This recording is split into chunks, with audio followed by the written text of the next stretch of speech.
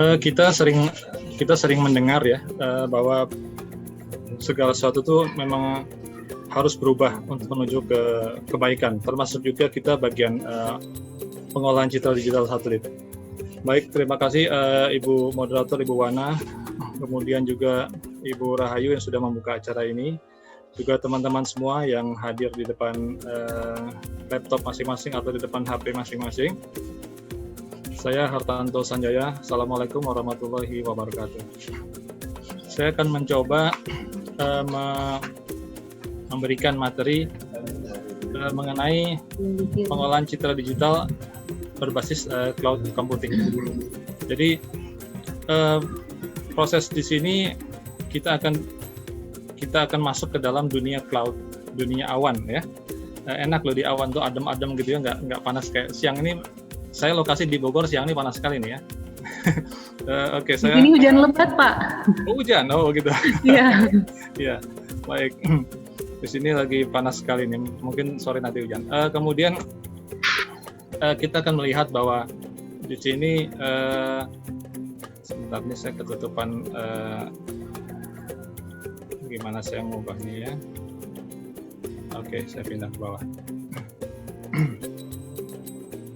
Baik, di sini saya akan memperkenalkan dulu bagi sebagian dari kita. Saya yakin masih awam untuk masalah cloud. Mungkin sebagian lagi sudah biasa bekerja di cloud ya. Jadi cloud computing itu atau kita sebut saja di sini cloud ya. Itu dia sudah menjadi bagian dari kehidupan kita saat ini ya. Bagian dari kehidupan kita saat ini dari mulai kita bangun tidur sampai kita tidur lagi. Yang memisahkan kita hanya tidur. Terus terang sampai demikian ya, demikian luar biasanya. Tapi tanpa kita ketahui. Nah, di sini adalah kalau kita pakai bahasa yang sedikit sedikit yang baik ya, kita katakan bahwa cloud computing itu merupakan teknologi yang menjadikan internet itu sebagai pusatnya ya, pusat dari manajemen data dan aplikasi. Kita usernya, kita penggunanya, kita pemanfaatnya. Bapak Ibu teman-teman ya, menggunakan Facebook, menggunakan Twitter, menggunakan Instagram, itu semua letaknya di cloud. Kita mengakses dengan HP, bisa mengakses dengan laptop, mengakses dengan komputer yang besar, mengakses dengan apapun ya, ke internet, dia masuk ke cloud tadi. Sebetulnya saya agak terganggu dengan hitam itu. Oke. Sebetulnya cloud itu sudah memasuki dunia kita mulai populer sekitar 10 tahun yang lalu ya, sekitar 2010-an dia sudah masuk ke kita, dan sebagian dari kita masih tidak mengenal apa sih cloud itu ya. Begitu mengenal, kita nggak sadar bahwa kita sudah masuk ke dalam dunia cloud tersebut ya. Sebentar, ini kontrol. Oke. Jadi cloud computing yang saya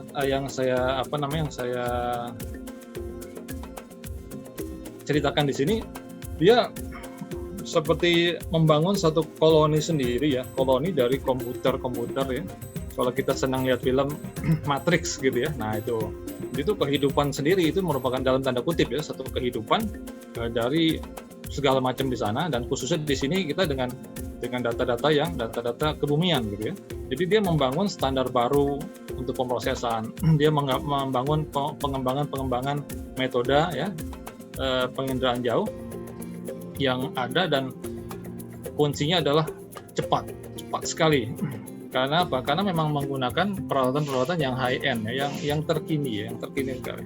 Jadi cloud itu tidak sekedar tempat kita menyimpan data. Kalau misalkan rekan-rekan semua punya Google Drive ya, atau misalkan punya OneDrive atau yang lain lagi, kita menyimpan data di sana. Sekedar menyimpan data aja. Itu benar kita memanfaatkan cloud, tapi sekedar hanya menyimpan data saja. Tapi kita sudah, kalau misalkan kita mengolah misalkan nih Word, terus misalkan tables, Excel ya, semacam Excel gitu, kemudian slides atau presentation di sana gitu ya. Nah itu berarti kita sudah masuk ke dalam dunia cloud, tidak sekedar menempatkan. Kalau kita sekedar menempatkan saja ya seperti itu aja gitu. Jadi nggak bedanya dengan hard disk kita. Tapi kalau kita memanfaatkan aplikasi yang ada di sana, atau kita bisa men-setting aplikasi kita sendiri, nah itu kita berarti sudah masuk ke dalam dunia cloud tech. Kenapa ini penting saya masukkan, saya kemukakan, karena memang ini yang harus kita pahami dulu. Jangan sampai kita canggih memproses tapi nggak paham di belakangnya seperti apa, gitu ya. Kemudian kehidupan kita ini sudah pada cloud computing sejak zaman dulu ya. Maaf. Ini ada beberapa jenis, kalau dikelaskan beberapa jenis cloud ya. Ada public, ada private, ada hybrid. Untuk public cloud di Indonesia sekarang sudah banyak, tapi yang kalau nggak salah yang paling tua itu Telkom ya. Telkom membuat kemudian public bisa memanfaatkannya. Kemudian Google kita tahu dia punya G Suite-nya, kemudian dia bisa di dalamnya itu ada Google Drive-nya, ada macam-macam, ada Google Foto, ada segala macam aplikasi di sana ya. Kemudian di sana ada Microsoft Azure ya. Nah, Microsoft Azure ini juga menjanjikan banyak sekali aplikasi di dalam sana ya. Kemudian juga ada Amazon Web Service, ini juga yang untuk tingkat dunia memang nggak ya, bertiga nih antara Google, Microsoft dan Amazon yang luar biasa. Sekarang muncul lagi, sudah lama sih sebetulnya, sudah beberapa tahun terakhir, muncul lagi Alibaba Cloud. Dia menawarkan service jasa ya bermacam-macam ke kita. Mungkin kita personal kita nggak merasa gitu ya, tapi secara tidak langsung kita juga merasakan, misalkan dari gamesnya atau dari media sosial atau segala macam yang dibuat, aplikasi yang dibuat oleh orang lain ya, aplikasi dibuat orang lain yang kemudian kita manfaatkan untuk sosialisasi kita atau untuk pekerjaan kantor kita ya. Itu public cloud, artinya kita bisa mengakses ke sana, kita bisa membuat user sendiri, kita bisa menghapusnya kapan saja dan sebagainya. Itu public cloud, kita bisa masuk ke sana. Sekarang private cloud. Kalau private cloud di sini adalah namanya juga private ya, jadi khusus untuk satu pihak atau satu perusahaan. Jadi misalkan saya punya perusahaan, kemudian saya menyewa tempat ya, kemudian tempat itu saya sewa dengan jasa yang saya inginkan. Jadi misalkan saya ingin di sana bisa ada aplikasi A, aplikasi B, aplikasi C. Nah, karena itu saya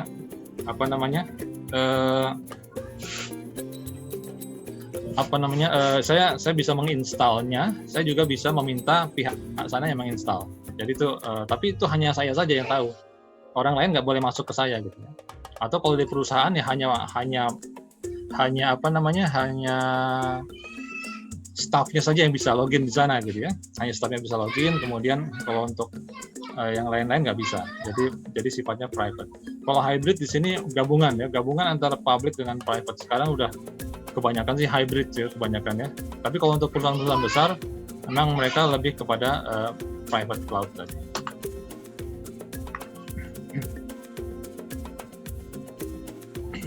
Nah, di sini kita bisa lihat bahwa isi cloud itu macam-macam ya. Isi cloud itu macam-macam. Jadi dia tidak hanya berupa pemroses kata ya, word processor aja, atau hanya tables aja, atau hanya slide aja. Itu salah satu bagian. Tapi bagian lain yang banyak sekali juga ya. Jadi ada juga kita untuk lagu ya, kita mendengar lagu atau melihat film, YouTube ada, Vimeo ada gitu ya. Jadi banyak sekali hal-hal semacam itu, mereka semua di cloud kita memanfaatkan melalui gadget kita gitu. Jadi kita sebetulnya sudah di sana. Dan kita sekarang akan memanfaatkannya dalam bidang keilmuan kita. Keilmuan kita apa? Dalam hal ini adalah remote sensing atau penginderaan jauh gitu ya. Jadi kita manfaatkan. Kenapa kita harus manfaatkan penginderaan jauh? Ya kalau kita mau ikut tren, kita ikuti. Tapi kalau enggak ya nggak apa-apa ya. Jadi misalkan kalau misalkan kita ingin berpindah nih ya, misalkan nih saya dari Bandar Lampung akan ke Jakarta gitu ya. Bandar Lampung ke Jakarta. Saya kalau tren sekarang saya akan naik mobil, misalkan kendalanya adalah mobil. Saya akan naik mobil. Tapi walaupun saya tidak paham mobil ya, artinya saya tidak paham mesin mobil. Kalau mobil mogok saya mungkin nggak bisa memperbaiki. Terus kalau misalkan ban saya pecah, saya tidak bisa membuat ban gitu ya, nggak apa-apa. Saya beli mobil, saya jalan ke Jakarta untuk bisnis saya gitu dari Bandar Lampung. Tapi kalau tidak mau ikut tren, ya udah saya jalan kaki aja. Bisa sampai Jakarta ya. Apakah nanti setelah di Bakauheni berenang ke Merak gitu ya, ya itu lain lagi ya. Saya bisa jalan kaki aja gitu ya. Tapi kapan sampainya? Bisnisnya sudah sampai gimana gitu kan ya. Mungkin jalannya sekarang nyampainya 10 tahun lagi bisa jadi gitu kalau jalan kaki ya. Tapi kalau kita gunakan tadi tren yang ada sekarang kendaraan, apalagi kalau sudah manfaatkan pesawat pribadi dan sebagainya gitu ya, nah itu udah lebih cepat lagi kita gitu. Nah itu ini salah satu yang mendorong saya untuk memperkenalkan cloud ini kepada teman-teman semua dan melihat beberapa keuntungan yang bisa kita manfaatkan di sini. Oke.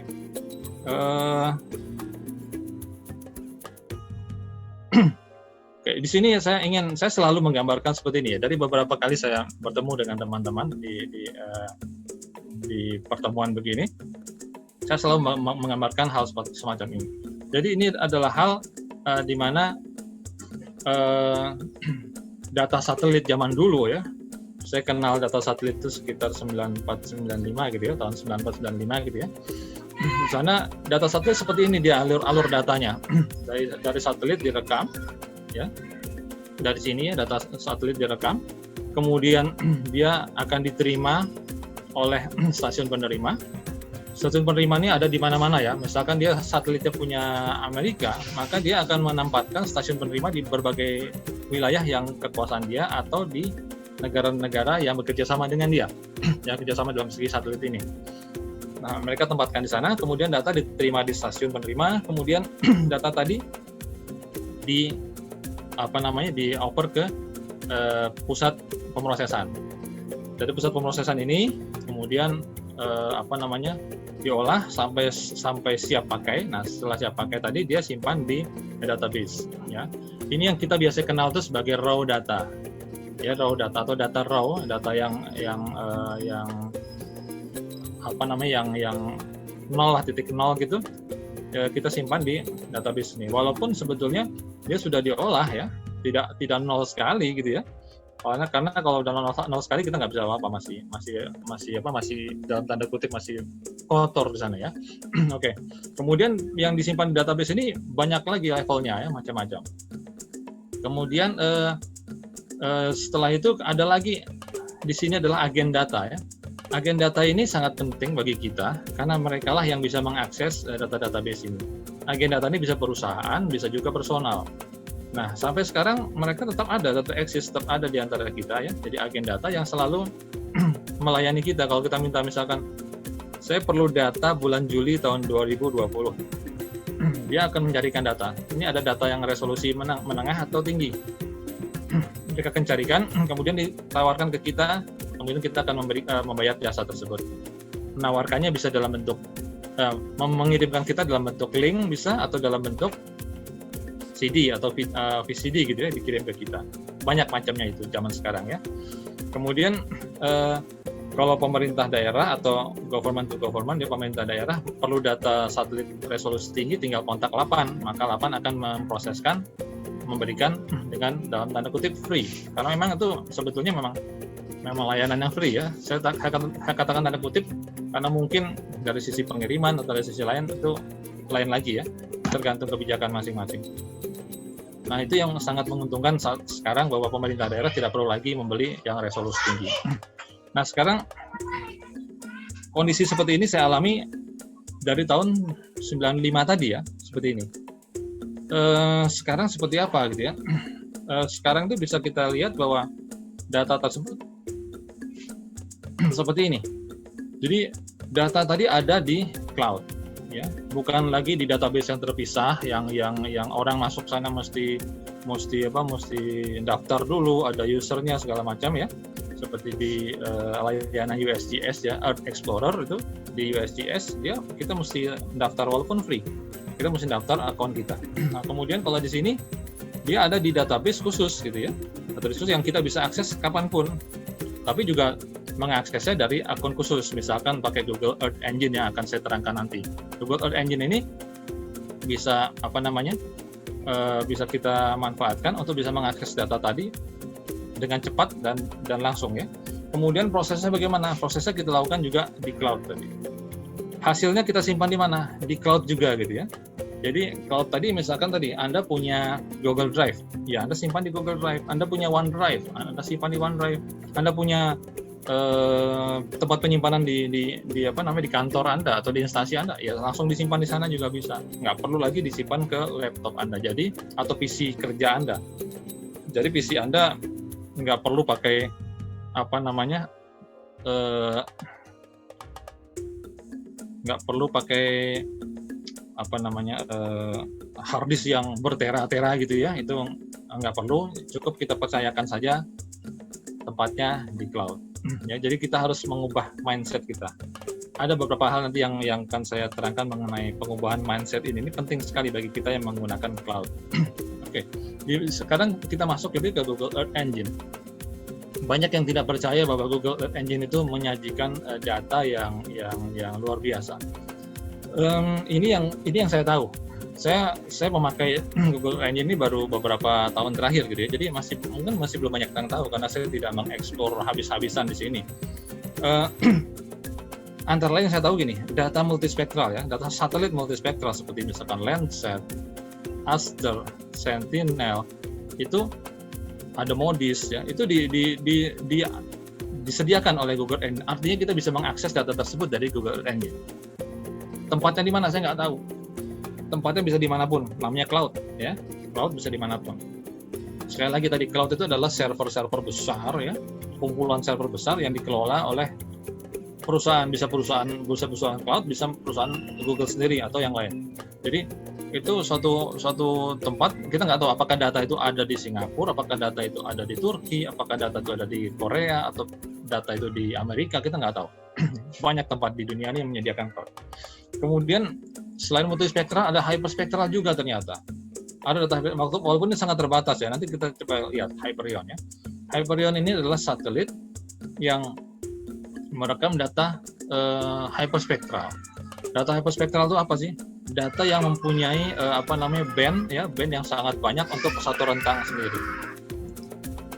Jadi ini merupakan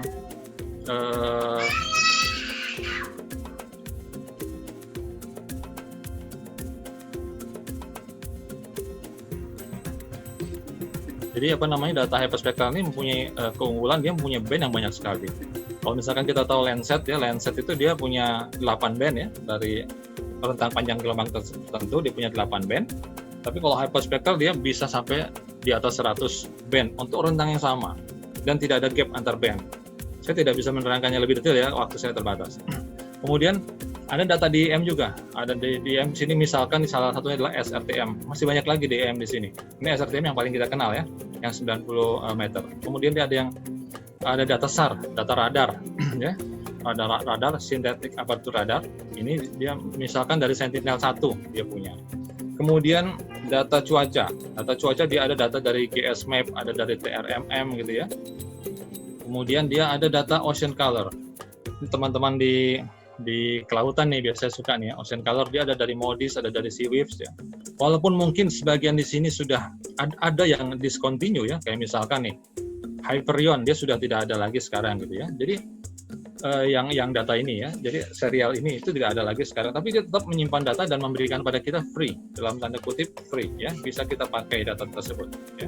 Kemudian selain data-data yang sudah saya eksplor tadi, ada juga data yang milik kita sendiri gitu. Jadi kalau misalkan kita punya data sendiri, bisa kita upload ke sana, ke Google Earth Engine, kemudian kita proses di sana. Datanya apa? Data berupa image ya. Image bisa, misalkan GeoTIFF ya, format GeoTIFF kita upload. Kemudian kita upload juga misalkan shape file ya, SHP, apakah itu berupa feature-nya titik ya, point, line atau polygon, itu bisa kita upload. Ya, kita upload kemudian kita jadikan dia jadikan dia bagian dari proses kita. Misalkan apa? Misalkan kita ingin membatasi daerah khusus untuk daerah provinsi Lampung saja yang saya akan proses, di luar itu enggak. Itu bisa. Dan semacam itu. Kemudian kita misalkan punya titik ya, titik sampel. Titik sampel yang kita hasilkan dari survei lapangan. Ada 100 atau ada 1000 titik sampel gitu ya, kita dapatkan, kita upload ke sana. Bisa juga. Nah, jadi dia memberikan kita data free, tapi dia juga bisa memasukkan data kita sendiri ke sana untuk kita proses. Ya. Di bawah ini ada di bawah ini ada alamat ya untuk yang bisa teman-teman akses ya. Bisa di Google aja atau baca aja sedikit dengan gampang, developers pakai S ya, google.com/earth-engine/datasets. Ini merupakan dataset yang didukung oleh Google Earth Engine tadi. Ada keterangan yang lebih detail. Kemudian kalau misalkan ada yang meragukan kualitas datanya, silakan dicek masing-masing data tersebut yang ada di DEE. Proses yang dilakukan itu apa? Ya. Ada loh yang meragukan, ya wajar lah, namanya free, masa nggak meragukan gitu ya. Tapi ternyata kalau sejauh yang saya lihat sih, bagi saya cukup bagus untuk keperluan saya gitu ya. Kalau misalkan saya ingin data yang detail atau data yang high resolution ya, misalkan Iconos atau Worldview dan lain-lain, memang dia tidak menyediakan ya. Google Earth Engine tidak menyediakan yang high resolution seperti itu. Tapi saya bisa memasukkan data saya ke sana untuk saya olah untuk kepentingan saya. Ya, karena saya masuk di account Google Earth Engine. Bagaimana mendapatkan Google Earth Engine account tadi? Kalau teman-teman punya account Google, ya, kamu berhak untuk satu account Google Earth Engine. Caranya tinggal ke earthengine.google.com, nanti di sana tinggal mendaftar. Memang dia perlu mendaftar ulang, tapi dengan account kita tadi cukup. Ya. Kita daftar ulang, udah bisa. Kemudian apalagi ya yang perlu saya, Google Earth Engine itu approve atau menyetujui pendaftaran kita, bisa 1 menit dia langsung setuju, bisa juga 2 hari. Saya dulu perlu 2 hari ya. Saya 2 hari baru di approve. Saya nggak tahu kenapa Google memerlukan 2 hari untuk melihat akun saya. Tapi kalau sekarang teman saya ada yang mendaftar, dia langsung dapat kok. Ada juga yang masih delay, nggak tahu saya tergantung apa. Jadi ya seperti itu ya. Anda punya akun Google, Anda bisa menggunakan Google Earth Engine. Gitu. Kemudian di sini sebentar, ini sudah lompat. Oke, di sini saya ingin kita demo ya, bukan demo ke jalan ya, tapi kita demo di depan komputer ya, untuk beberapa aplikasi yang saya katakan tadi. Saya tidak memberikan source-nya. Kenapa? Karena semua ada di sana. Ya, semua ada di Google Earth Engine. Jadi begitu Anda punya akunnya, nanti tinggal Anda search mau apa gitu, di copy saja atau dijalankan langsung, bisa, nanti saya demokan. Jadi gitu ya. Kalau Anda ingin misalkan yang ini misalkan NDVI, saya ingin NDVI daerah Lampung gitu ya. NDVI-nya seperti apa sih? Proses NDVI, saya cari NDVI, saya masukkan daerah Lampung di sana, maka akan saya dapatkan. Kemudian kamu bisa save ke folder kamu sendiri, ke folder kerja kamu sendiri gitu ya, karena bisa kamu save. Nah di sana nanti kamu bisa ubah-ubah, ini yang perlu diubah apa gitu ya.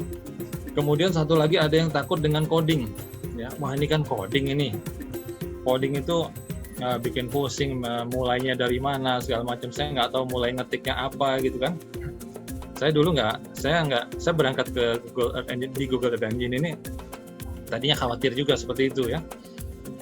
Tapi kemudian saya punya teknik untuk mengatasi hal semacam itu. Saya tinggal copy, paste, kemudian saya lihat keterangannya seperti apa. Kemudian saya ubah-ubah sesuai dengan kepentingan saya. Kalau yang nggak perlu saya buang, yang perlu saya tambah, kemudian saya jalankan. Jadi kalau sekarang itu sudah zamannya share ya, saya dapatkan dari share yang dari orang lain, apakah itu di web resmi Google atau di web masing-masing user ya, mereka punya, kemudian bisa kita modifikasi. Tentunya jangan mengubah nama yang ada di sana ya. Kalau Anda tambahkan kemudian dengan nama Anda modified by-nya, oke lah, bisa aja ya. Tapi nama yang buat jangan dihilangkan ya. Oke. Saya akan coba demo ya. Ini saya sebentar. Saya exit dulu.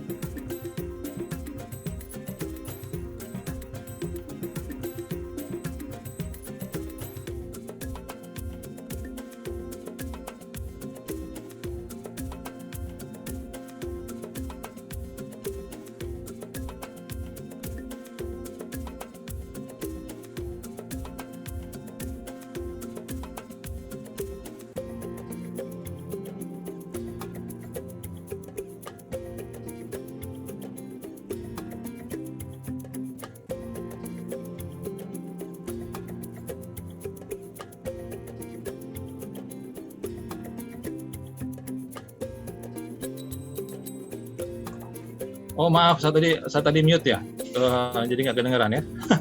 Maaf, ini saya ulangi. Tadi kita kalau kita tidak punya account, kita nggak bisa membuka seperti ini. Tapi begitu kita punya account, kita bisa memulai dengan alamatnya di sini, code.earthengine.google.com. Ya, dengan alamat seperti ini, kita bisa membuka halaman seperti ini. Ya. Kemudian di sini saya kenalkan di sebelah kiri ini, kolom kiri ini ada kolom script yang kita simpan, artinya dia semacam list dari pekerjaan kita dan sampel-sampel yang ada. Kemudian di sana ada dokumennya.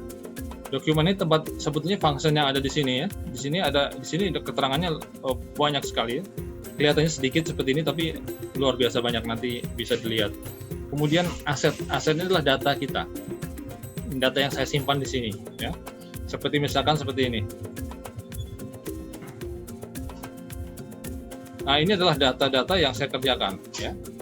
Dan ini datanya dari SHP, dari data image ada di sini semua.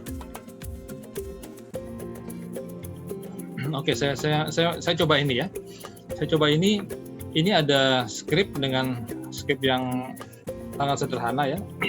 Ini rumit sekali ini sebenarnya, enggak ya. Ini enggak rumit kok ya. Ini satu script ya. Ini kalau saya zoom lagi ya supaya kelihatan. Nah, ini satu line, ini satu perintah ya. Perintah untuk membuat variabel. Kemudian ini juga ada satu perintah lagi. Semua perintah diakhiri dengan titik koma ya, titik koma seperti ini. Kemudian di bawahnya ini ada posisi tengah yang akan lokasi kerja kita, koordinatnya, longitude, latitude ya. Ini longitude-nya, ini longitude-nya, ini latitude-nya. Kemudian ini adalah tingkat zoom ya, tingkat zoom di kalau Anda biasa pakai Google Maps, ini tingkat zoom-nya ada. Kemudian untuk line berikutnya, ini line untuk menampilkan di layar. Nah, hanya dengan 4 perintah seperti ini, saya akan coba ya. Saya normalkan dulu ininya, screen-nya. Saya akan run.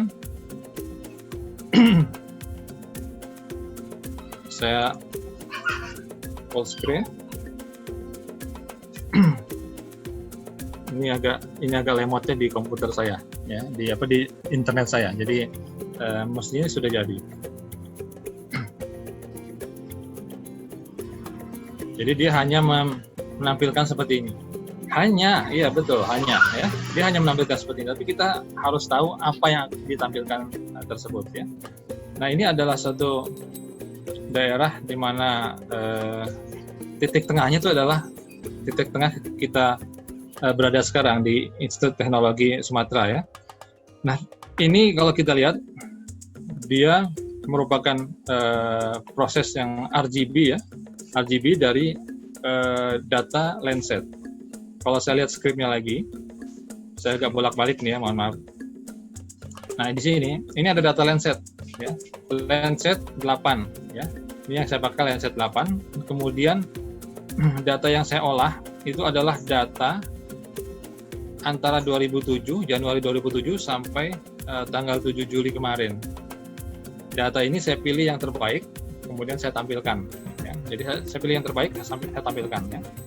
Kemudian tampilannya apa? Karena Landsat 8 itu ada 8 band ya. Di sini yang saya tampilkan RGB, ini red-nya, band 6, green band 5, dan blue-nya band 3. RGB 653. Kenapa 653? Ya, suka-suka saya aja sih ya.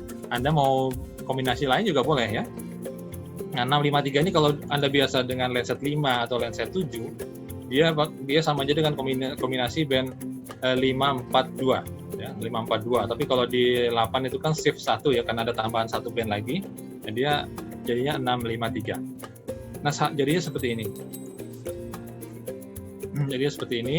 Kemudian kalau kita lihat lagi di sini yang lebih detail ya.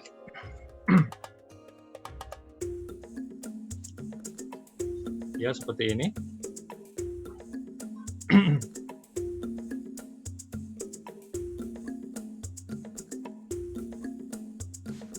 Oke, di sini bisa kita lihat bahwa kombinasi ini kombinasi yang sangat simpel ya. Artinya ini hanya RGB biasa dan juga false color composite gitu ya.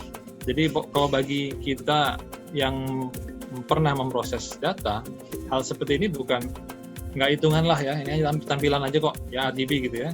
Nah, tapi dari sini kita bisa belajar bagaimana kita memproses citra pada dasarnya seperti ini. Jadi di sini kalau kita lihat, kita meroses untuk daerah Lampung ya, untuk daerahnya Ibu moderator nih, Ibu Wana ya.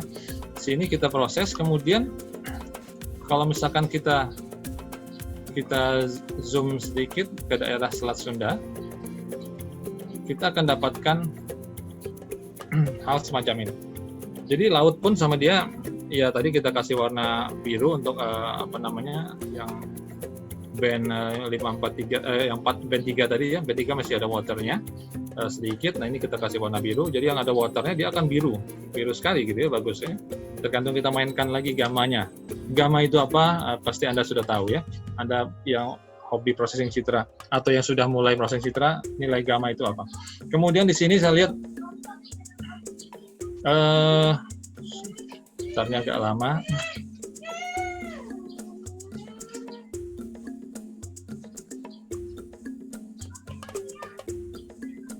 Oke, di sini kalau kita lihat pulau-pulaunya sudah semakin jelas dia, semakin detail, tajam juga ya. Yang kalau misalkan Anda biasa pakai lenset, mungkin ada hal yang harus Anda pikirkan ya, atau mungkin juga ada sesuatu yang hilang dalam benak Anda. Sebetulnya titik ini petronya berapa sih gitu? Dari tadi kok saya nggak pernah bicara petro gitu ya. Nanti kita lihat ya. Nah, ini kalau kita lihat kompleks Krakatau ya. Kompleks Krakatau seperti ini. Untuk lenset.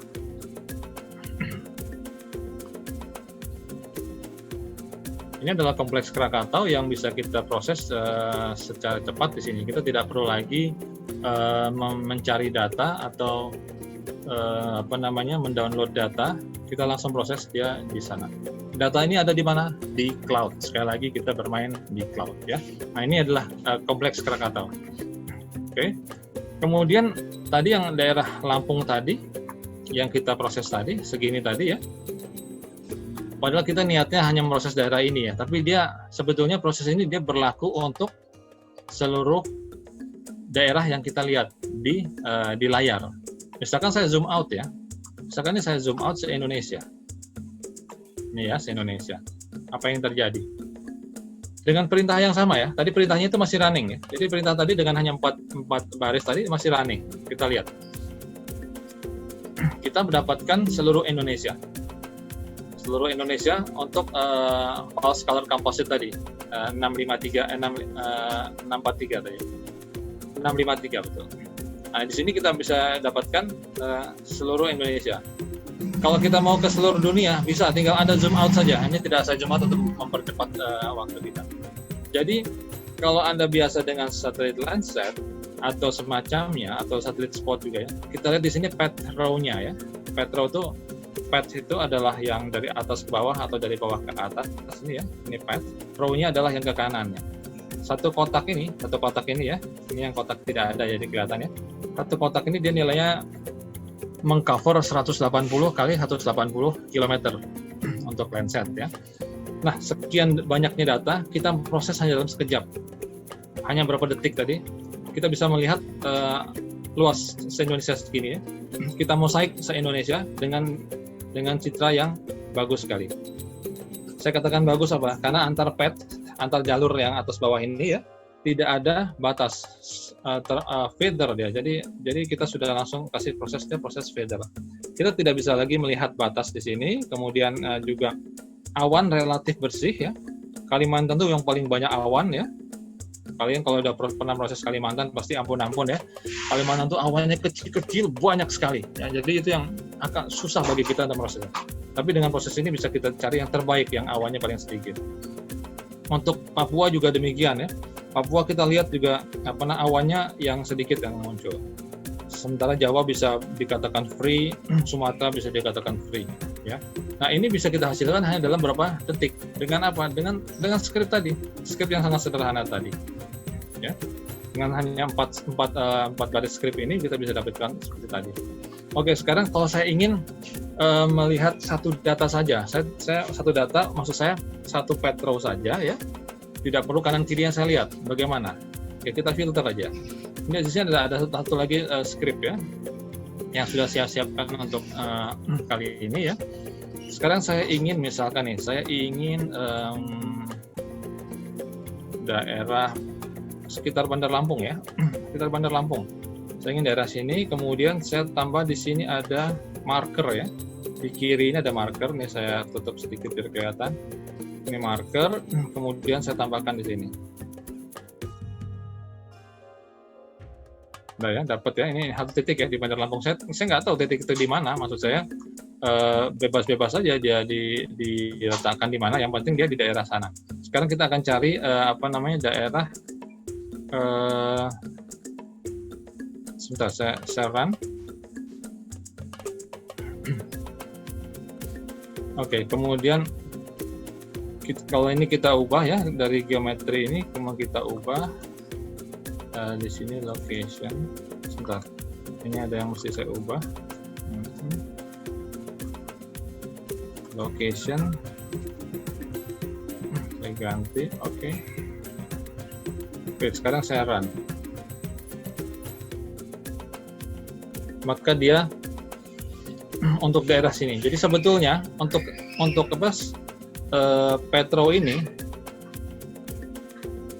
untuk Petro ini yang terbaik datanya untuk waktu yang tadi, untuk waktu yang ada tertentu. Nah, ini waktunya dari Januari 2017 sampai 30 Juni 2020. Dia mempunyai daerah yang terbagus seperti ini. Saya katakan terbagus tadi apa? Kalau awannya dia sedikit.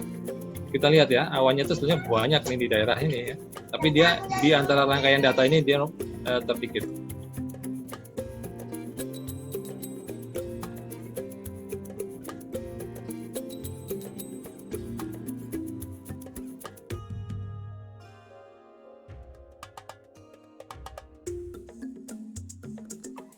Sekarang kalau saya ingin untuk wilayah lain misalkan ya, saya ingin untuk wilayah Aceh nih. Aceh juga saya lihat di yang datang di sini ada yang dari Aceh nih ya. Saya coba geser ke Aceh ya. Nah, misalkan di sini saya ingin yang saya lihat adalah daerah Aceh. Misalkan tadi mana poinnya? Saya klik aja, saya tarik ke Aceh.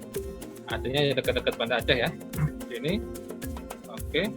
Kemudian saya run.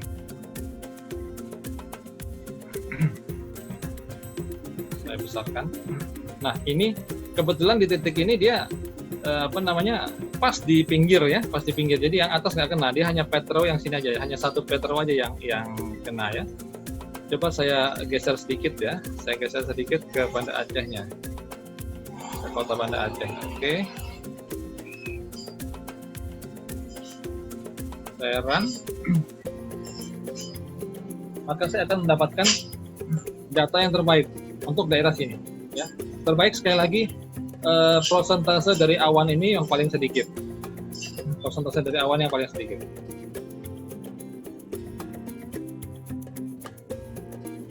Oke, kemudian kalau misalkan ini saya zoom, maka dia akan menghasilkan seperti ini.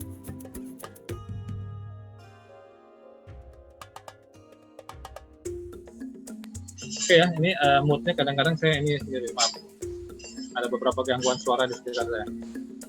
karena lagi WFH nih.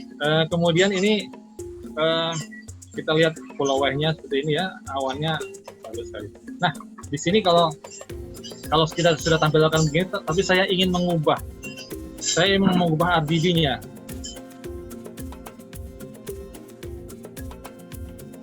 Saya ingin mengubah RGB-nya bagaimana?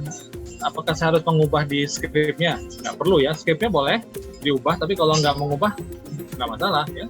Di sini ada di layer, ada untuk mengubah di sini. Kita lihat di sini, tadi 653 itu RGB ya. Kemudian kalau kita ubah di sini bandnya jadi band 5, di sini bandnya band 4, di sini tetap ya. Kita apply. Langsung seperti ini. Band 5, band 4, band 3 di Lenset 8 itu apa? Nah itu silahkan cari sendiri ya. Tapi ini caranya, kita langsung mengubah di sini gitu ya.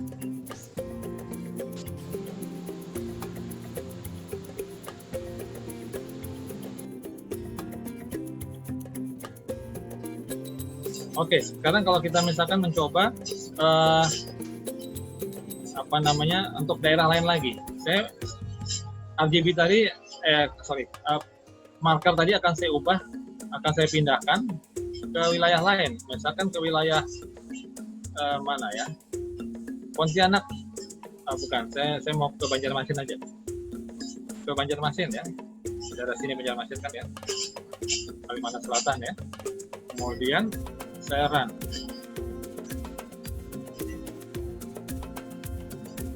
Nah ini adalah daerah, ini kota Banjarmasinnya kepotong nih,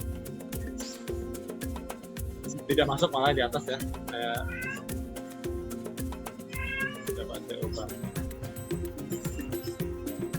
seperti ini, kemudian saya exit, saya run.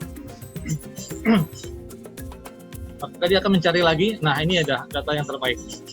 Ini data terbaik untuk di titik ini. Untuk mengetahui kalau ada pertanyaan misalkan, terus ini data tahun berapa gitu kan, data tanggal berapa nih capture-nya, di script-nya di konsol ini bisa kita lihat, di konsol kanan ini adalah contoh. Kemudian kita akan lihat the best-nya di sini ada, kita lihat di sini ya. Kalau kita lihat di sini, ternyata di sini adalah tanggal 28 September tahun 2018. Ya, 28 September tahun 2018. Ini yang baik sekali, yang bersih sekali untuk daerah titik tadi. Ya, jadi ini bisa kita cari hanya dengan memindahkan tadi marker tadi. Kemudian tadi scriptnya gimana? Ada ya, scriptnya ada di sana.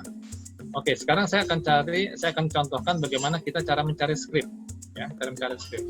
Kalau saya nggak ada ini lagi, oh ya di sini ada Sentinel ya. Tadi kalau sekarang lagi ngetop nih Sentinel ya. Semua orang ngomong Sentinel.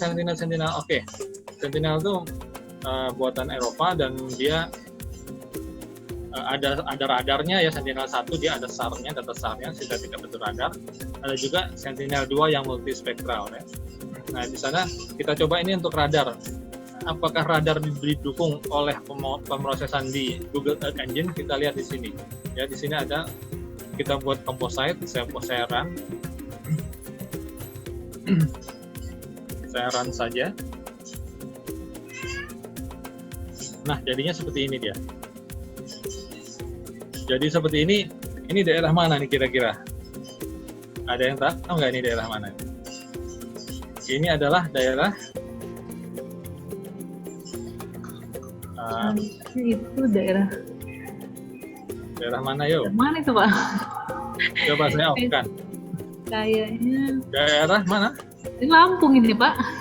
Bener iya, Lampung. Ini ITERA ini ya. Jadi di sini ada ITERA ya. Betul. Di sini ada ITERA. Ini saya sengaja daerah-daerah sini yang saya ambil. Nah, ya. Jadi ada jalan tolnya, ada sebagainya. Ini radar ya. Hasil radar seperti ini. Bagi penggemar radar ini sangat indah. Tapi kalau saya bukan penggemar radar, jadi saya lihat wah ini kok mungkin sebagian dari Anda adalah pemroses radar ya. Nah ini dia bisa membentuk proses radar ya. Kalau kita lihat skripnya coba ya. Kita lihat skripnya, dia bisa lihat sini ada vertikal, ini vertikal semua ya. Ada juga vertikal horizontal, ada yang horizontal dan sebagainya ya. Tapi untuk data ini dia menggunakan yang vertikal ya. Jadi eh, ini membuktikan bahwa Google Earth Engine bisa memproses radar ya.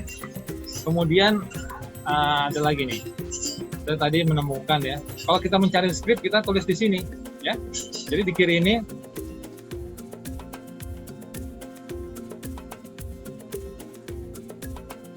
di sini akan saya dapatkan, misalkan saya tulis water gitu ya, water, atau kalau yang ngetop nih NDVI dulu deh, NDVI gitu ya. NDVI di sini ada di examples ini banyak sekali yang semua terkait dengan NDVI, bukan terkait, yang menjalankan NDVI ya, fungsi NDVI banyak sekali. Ini misalkan nih, saya klik yang di sini ya. Nah ini adalah NDVI yang menggunakan data modis. Ini modis ya, data modis ya. Ini di daerah mana ya, saya nggak tahu. Saya run aja. Sekali lagi di sana sampel saya run, nanti akan bisa saya sesuaikan dengan data saya.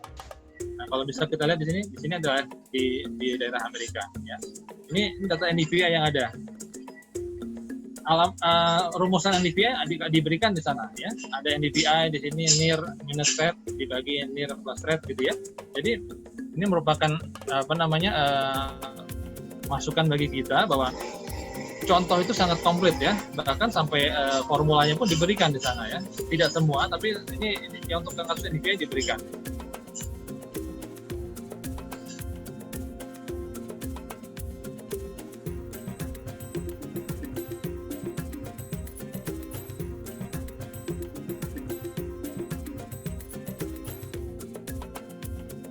Nah ini, untuk ini kita teman-teman di kehutanan ya, atau processing di kehutanan ya, pasti kenal dengan Hansen ya.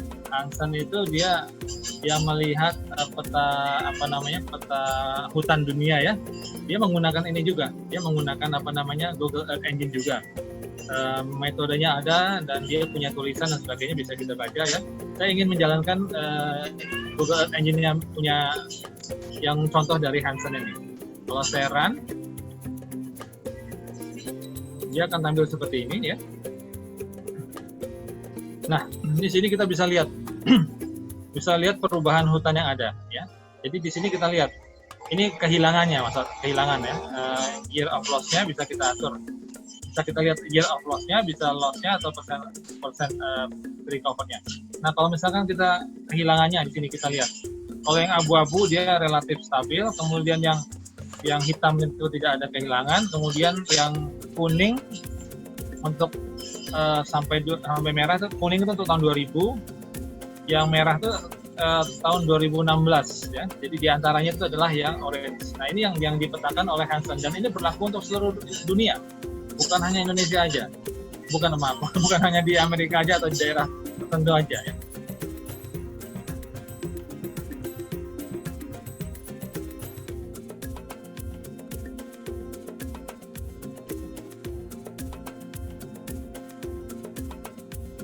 Nah, ternyata contoh tadi kita ada di mana? Ada di Amerika Selatan. Ya. Jadi ini ada di seluruh dunia. Kalau kita geser ke Indonesia, bagaimana? Misalkan nih Sumatera nih, kondisi Sumatera bagaimana?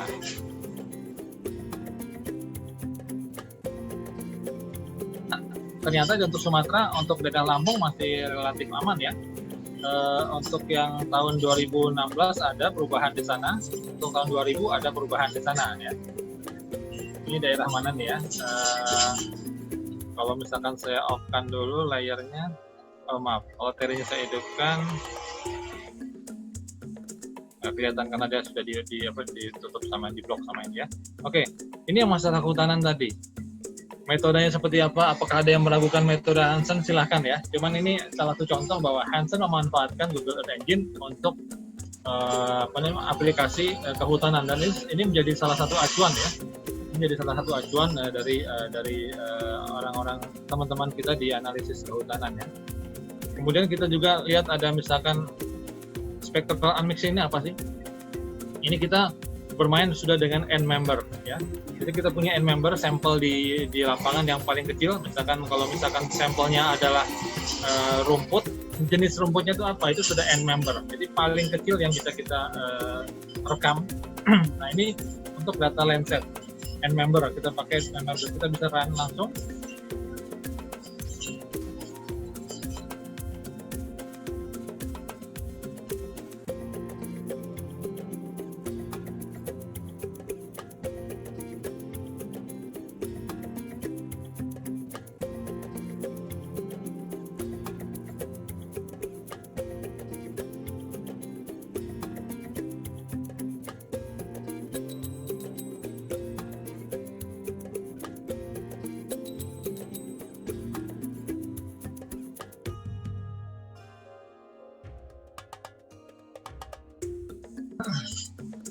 Mohon maaf kalau suara saya terganggu dengan kebisingan di sekitar.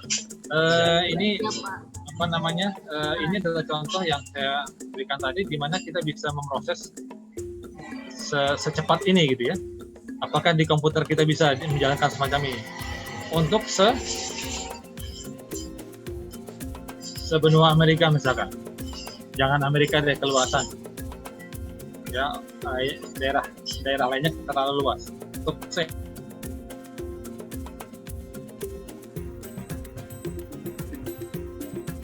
hasil.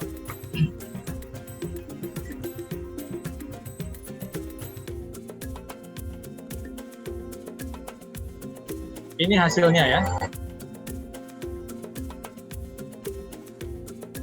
Jadi kita proses dengan data yang begitu banyak ya, kemudian dengan metode yang dalam tanda kutip yang rumit, tapi bisa diselesaikan dalam waktu sekejap. Apakah ini benar metodenya? Oh, bisa dicek ya, bisa dicek. Hasan punya tulisan dan sebagainya, bisa kita bantah dan sebagainya, itu silahkan. Tapi di sini membuktikan bahwa data yang begitu banyak yang ada di cloud bisa kita manfaatkan dengan proses yang sangat cepat langsung hadir. Apakah proses ini semua bisa kita kita save? Bisa, kita bisa save. Ada scriptnya sendiri khusus untuk nge-save seperti ini ya. Jadi ini bisa kita save. Kemudian yang perlu saya ini lagi contohnya adalah sebentar ya. Oh ya, tadi forest change sudah. Oke, mungkin itu contoh-contoh yang bisa saya tampilkan ya. Bisa teman-teman cari sendiri di sini ya, di script di bawah sini ada script. Ini kita filter script yang mengandung kata-kata tadi kita ya. Jadi apakah kita perlu sentinelnya atau segala macam gitu ya. Nah, sekarang bagaimana kita mencari data ya? Tadi cari script ya, sekarang cari data nih. Mencari data ada apa aja sih? Nah, kita bisa klik di sini search places and dataset. Kita klik di sini, kemudian kita tulis Landsat ya. Misalnya nih Landsat yang paling gampang deh Landsat ya. Nah, kalau kita tulis begitu dia akan muncul. Kita hanya mencari di satu tempat atau kita jenis-jenisnya. Dari mulai Landsat 1 ya, Landsat 1 MSS sampai dengan Landsat terakhir Landsat 8. Dia sediakan gratis. Misalkan kita klik satu nih ya, Landsat 8 Oli. Di sini ada description-nya. Dia dilakukan proses seperti apa aja. Jadi yang meragukan proses yang dia lakukan, di sini ada keterangannya. Ada keterangan, dan mereka memproses tentunya dengan tidak asal-asal dong. Ini kan badan dunia gitu ya. Ini kan dari USGS dan sebagainya gitu ya. Jadi kita percaya dengan proses yang ada di sana, dengan kerumitan yang ada di sana, dia akan bisa, kita akan bisa tahu bahwa ini prosesnya seperti ini. Kemudian band Landsat itu seperti apa? Kalau kita lupa nih, band Landsat itu apa sih? Nah, kita bisa lihat di sini. Dari band 1 sampai terakhir ya, band berapa nih? Band thermalnya ya, band 10 11 itu band thermal kan. Nah, di sini ada beberapa band dan diberi keterangan sama dia. Jadi kalau untuk coastal aerosol kita bagusnya pakai band 1. Jadi kalau untuk sinar tampak yang blue pakai band 2, sinar tampak green pakai band 3 dan sebagainya. Near infrared dia band 5 ya. Kemudian resolusinya berapa meter, di sini ada wavelength-nya ya. Batas wavelength itu batasnya dari sekian mikrometer sampai berapa mikrometer dalam satu band tersebut ya, band 1 atau band 2 dan sebagainya. Jadi di sini ada. Terus kita image properties yang ada dalam header-nya dia. Header-nya ada tulisan seperti ini. Di sini ada salah satu yang sangat penting, kita lihat di sini ada cloud cover. Cloud cover ini dia menggambarkan percentage cloud cover untuk LAN ya. Untuk LAN seperti apa di sini, maaf. Nih. Cloud cover LAN ya, di sini ada persentasenya seperti apa. Kemudian di sini ada dataset provider. Lihat, dataset provider dia adalah dari USGS. Artinya sama, kalau misalkan kita mencari data ini di website-nya USGS ya. Ada yang Earth Explorer, ada yang satu lagi saya jadi lupa ya. Ada 2 tempat yang bisa kita cari. Dia bisa menghasilkan data yang sama untuk tanggal yang sama, data yang sama persis. Kemudian di sini ada bagaimana kita untuk menuliskan script untuk data ini, kumpulan data ini ya, untuk koleksi data ini, data Landsat 8 Collection 1 Tier 1 ini, gimana kita mendapatkan? Di sini ada collection snippetnya ya, tinggal kita klik di sini, maka dia akan tercopy dan kita bisa masukkan dalam script kita. Kita masukkan dalam script kita, misalkan tadi collection. Nah, di sini misalkan saya taruh di tempat yang bebas dulu ya. Kalau saya paste, control paste, diklik kanan paste. Lihat, jadi kita nggak perlu bingung lagi saya nulisnya gimana ya kalau untuk membaca collection image di Landsat 8. Begini tadi, kita cari pertama kita cari dulu di sini, kemudian kita pilih mau data Landsat atau mau data apa. Nanti ada di sana seperti ini. Ini bisa kita jadikan variabel, kita bisa jadikan proses tertentu ya. Ada.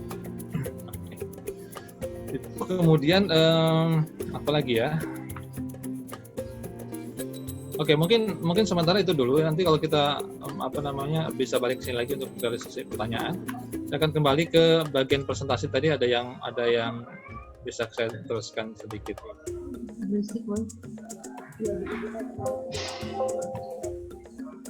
Oke, di sini. Nah, ini kembali ke mohon izin minum dulu sebentar. Ini kita kembali ke data Landsat tadi. Ini mosaic data Landsat. Kita tahu data Landsat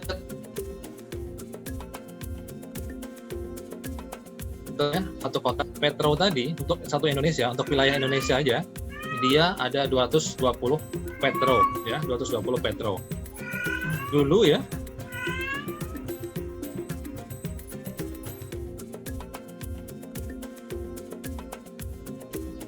Dulu satu Petro tadi, satu data tadi ya, tahun 90-an sampai tahun 2000-an ya. Itu saya beli data tersebut ya di agen tadi ya, agennya apakah agen dalam negeri atau agen langsung ke Singapura atau kemana gitu ya. Satu data tadi itu harganya sekitar 5 sampai 6 juta. Bayangkan ya, 5 sampai 6 juta satu Petro tadi. Sekarang bisa kita dapatkan free sedunia, bukan hanya se-Indonesia ya, sedunia. Lalu ada sebagian yang berpikir, gimana saya mendownloadnya data ini? Saya perlu data ini, saya mendownloadnya. Nah, kalau kita sudah bermain di cloud, jangan berpikir lagi kita mendownload data seperti itu. Ya, jadi saya ingin mendapatkan data ini, biarkanlah data tersebut ada di cloud. Karena apa? Karena kita memprosesnya pun di cloud, gitu ya. Jadi mindset itu yang harus kita ubah. Jangan kita begitu ada data free, gimana saya cara downloadnya? Bagaimana saya cara menyedotnya gitu istilah sekarang, kita sedot gitu kan data tersebut. Nggak usah seperti itu ya, kita ubah cara berpikir kita biar tetap dia ada di cloud, kita proses saja. Prosesnya di mana? Kita prosesnya di cloud juga gitu ya. Nah, hal semacam itu yang harus kita kita masukkan ke benak kita. Tidak perlu kita mendownload data tersebut. Bisa, kenapa nggak bisa ya? Bisa kita download ya, tapi kita nggak perlu. Kita biarkan di sana. Nah, sekarang kalau kembali ke sini kita akan hitung-hitungan nih. Kalau kita lakukan dengan cara konvensional dibandingkan dengan cara cloud computing ya. Di sini ada 220 Petro ya. 220 Petro. Nah, ini akan saya akan saya akan coba membandingkan prosesnya ya. Mudah-mudahan ini kelihatan ya. Saya di sini nggak kelihatan, agak terganggu juga. Oke lah. Oke, di sini saya bandingkan antara yang konvensional dengan yang cloud computing ya. Sekarang kita mencari data terbaik. Tadi data terbaik adalah data yang awalnya paling sedikit ya. Kita kalau mencari data terbaik misalkan dari websitenya USGS, dari earthexplorer.usgs.gov tuh, kita cari dari sana bisa ya. Tapi kemudian adalah berapa lama kita mencari data tersebut. Kalau tadi kita tidak perlu mencari, kita buat satu script, kita buat rentang waktu, kemudian dari sana script akan mencari sendiri. Truk langsung dapat tadi kan? Kita lihat ya contohnya. Nah di sini kalau kita lihat di sini secara konvensional, jam-jaman, mungkin harian, mungkin mingguan bisa jadi kalau untuk seluruh Indonesia. Ya 220 ya. Kalau pakai cloud kita kurang dari 1 menit juga sudah dapat kok. Berapa detik sudah dapat gitu ya. Kemudian waktu untuk downloadnya kita sekarang 220 scene ya, berapa hari ya yang bisa kita download. Saya itu satu scene itu sekitar plus produk ya, plus produk ini tidak hanya satu SIM tapi ada produknya juga, produk lanjutannya sekitar 2, giga ya, 2,5 giga betul. Nah, mendownload 2,5 giga itu dengan kecepatan internet yang standar aja ya, itu nggak tahu berapa lama ya. Di kantor saya itu bisa sampai sekitar 1 jam ya, 2,5 giga ya. Kalau taruhlah 1 jam ya, taruhlah 1 jam tadi 220 sen 1 jam, kalau di total sampai 10 hari baru selesai. Itu dengan asumsi pakai komputer satu komputer dengan line internet yang stabil ya, dan stabil, kecepatan stabil, dan nggak ada mati listrik ya. Kalau mati listrik ya mati semua ya. Terus untuk cloud computing nggak sampai 1 menit udah muncul kok, udah dapat gitu kan. Nggak perlu di download, taruh di tampilan di screen aja. Pokoknya hilangkan dulu image kita mendownload data tadi, data free download jangan ya. Oke, sekarang di komputer powernya. Komputer seperti apa yang kita perlukan? Kalau konvensional kita mesti beli yang komputer yang canggih sekali, yang sekarang para gamers yang punya ya. ROG itu yang keren-keren banget ya. Memorinya besar, kemudian prosesornya juga khusus gitu ya. Kalau cloud computing bagi komputer standar aja, saya gunakan laptop. Ini laptop sudah umur 3 tahun ya, umur 3 tahun. Kemudian memorinya saya buat jadi 12 standar, mungkin 4 atau 6 pun cukup ya memorinya ya, 6 GB gitu sudah cukup ya. Kemudian internet speed, kalau saya perlu, kalau konvensional tadi saya perlu mendownload tadi, untuk downloadnya saja ya, high speed dan stable ya, artinya dia stabil. Tidak terlalu banyak naik turun kecepatannya gitu ya. Untuk cloud computing, internet biasa aja. Saya hanya menggunakan modem kecil ya, mungkin modemnya setengah dari HP saya ini, setengahnya modem kecil saja, kemudian dengan broadband ya, cukup kok. Artinya dengan internet yang apa adanya lah itu bisa ya. Kemudian untuk image processing software, ya kalau konvensional saya harus punya dong. Punyanya gimana? Saya beli atau saya ngopi nih. Nah, kebanyakan dari kita mungkin masih belum mampu untuk membeli karena harganya berapa? Mahal sekali ya. Antara 20 juta sampai 200 juta loh, itu range-nya ya, range yang standar segitu. 20 juta sampai 200 juta. Itu untuk membeli image processing software sendiri. Ya. Kalau dengan cloud computing, saya hanya memerlukan browser ya. Saya hanya perlu Chrome atau Firefox atau sejenisnya atau Edge ya, cukup, nggak perlu lagi saya membeli image processing yang mahal-mahal tadi. Kemudian untuk mosaik tadi ya, mosaik tadi kan sudah lihat ya mosaiknya ya. Untuk mosaik kita kalau mosaik itu kita harus edit kan, jadi antar Petro itu kita harus edit ya, kita harus edit supaya dia smooth, supaya dia bagus gitu ya. Kalau dia beda tanggal itu repot. Kalau satu tanggal masih bagus, masih enak, kita tempel jadi. Begitu beda tanggal itu udah dari sisi pantulannya udah beda, maksud saya kondisi atmosfernya udah beda, kemudian ada awan atau enggak dan sebagainya, kita akan repot ya. Untuk mosaik sendiri mungkin harian, mungkin mingguan, mungkin bulanan kita bisa lakukan itu. Untuk cloud computing tadi kita buktikan sendiri, kurang dari 1 menit sudah jadi kok gitu ya. Kemudian di sini hard disk, kita perlu hard disk untuk menyimpan data tadi, data yang sudah kita dapatkan tadi, apakah dengan download atau dengan beli, terabyte gitu, sekian terabyte gitu kan. Sekarang ada yang puluhan terabyte hard disk ya, udah luar biasa. Tapi untuk apa gitu? Kita percayakan saja pada cloud.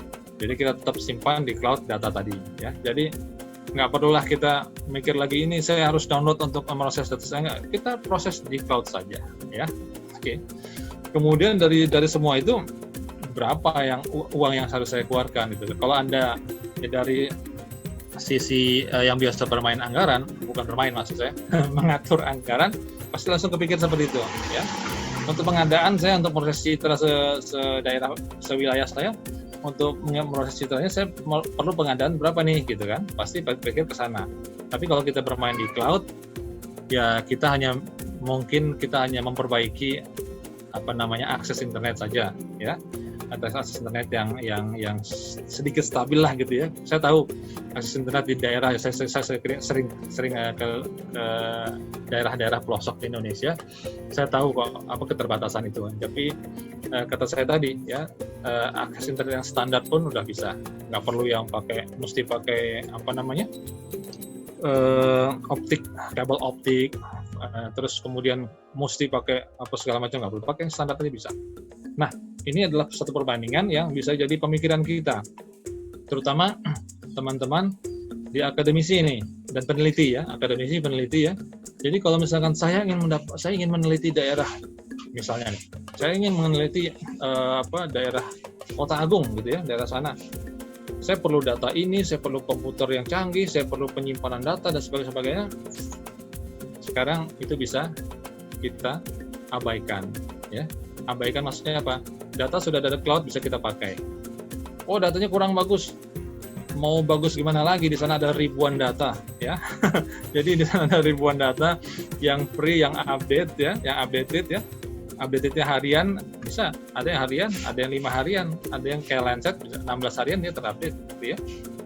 Kemudian, saya butuh pengadaan komputer yang canggih. Nggak perlu kok, komputer biasa aja bisa, laptop biasa aja bisa. Gitu kan.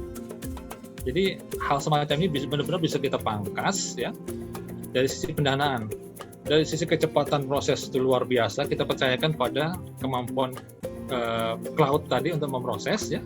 Kemudian tadi dari sisi datanya banyak sekali, data klimat ada, data. Oh tadi ada contoh klimat yang belum saya tampilkan ya, nanti bisa gitu.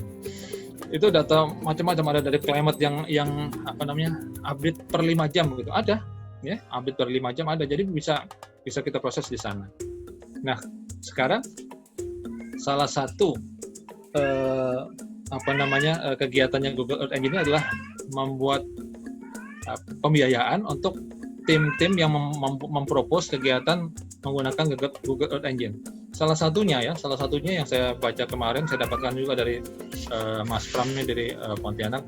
Dia ngasih tahu saya, ini ada link bagus, saya cek bagus sekali. Jadi perusahaan di di Australia, ya, dia dapat dana dari Google Earth Engine untuk mengolah data, ya, memantau padi, ya, memantau sawah, ya, kondisinya seperti apa, memakai Google Earth Engine. Saya nggak tahu metode seperti apa ya, tapi setidaknya itu yang sedang dilakukan sekarang. Dan banyak lagi yang lainnya, ya. Oke, sekarang kita lanjut lagi. Nah, ini saya berikan beberapa contoh ya. Tadi saya katakan bahwa ini yang melakukan bukan saya ya, tapi mahasiswa saya. Tadi kita bisa mengupload data kita. Misalkan yang diupload adalah data batas wilayah. Nah, ini sudah kita upload nih. Kita upload batas wilayah Kabupaten Karawang. Saya upload begini. Kemudian saya jadikan batas proses. Biarkanlah kanan kiri seperti apa terserah, saya hanya memproses daerah Kabupaten Karawang saja seperti ini. Kemudian lagi yang lain ini terkait tadi ya. Kemudian yang lain adalah ini adalah data proses mendeteksi perubahan tutupan lahan ya. Sekali lagi tutupan lahan ya, disebabkan oleh karhutla. Jadi karhutla kalau suatu daerah kebakaran, setelah kebakaran itu kan banyak yang terjadi ya, bisa saja dia langsung tumbuh dengan cepat. Tumbuh itu bisa berupa rumput atau tumbuhan lain, bisa juga ditumbuhi oleh orang, maksudnya orang nanam di sana ya, nanam di sana bisa langsung tumbuh. Bisa juga dibiarkan tanah itu terbuka rusak, gitu, terbuka seperti itu aja. Nah seperti ini misalkan, ini bisa kita lihat dari metode yang ada di sana juga. Kita gunakan difference normalized burn index ya. Ini dilakukan oleh mahasiswa saya juga. Ini kita lihat setelah kebakaran seperti apa. Jadi misalkan kita harus tahu dulu kebakaran tahun 2015, maka kita harus ambil data sebelum kebakaran besar itu dan setelah kebakaran besar itu. Dari dua data tersebut kita dapatkan hal semacam ini. Oke. Kemudian ini juga salah satu aplikasi yang bisa kita gunakan di sana ya. Kita bisa melihat bahwa seberapa banyak sih tumbuhan di sana gitu kan. Seberapa banyak tumbuhan yang ada misalkan ini di wilayahnya di Bogor ya. Jadi tumbuhan ini ada di Bogor berapa banyak, kemudian dia menghasilkan oksigen berapa banyak. Dibandingkan lagi dengan jumlah manusia di Bogor, kota Bogor itu jumlah manusianya ya orang itu jumlah penduduknya maksud saya 1.100.000 sekitar itu ya 1.100.000 dengan jumlah tumbuhan sekian yang apakah itu ideal ya? Apakah itu ideal dengan kondisi seperti itu bisa dihitung dari sini ya. Ini dengan memanfaatkan banyak sekali layer ya, tidak hanya layer satelit tapi juga layer yang dihasilkan oleh satelit. Misalkan ada NDWI, ada NDWI untuk airnya, ada juga yang lain lagi. Kemudian kita stacking dengan data satelit, data bandnya, data per bandnya. Kita stacking kemudian kita proses, dengan seperti ini.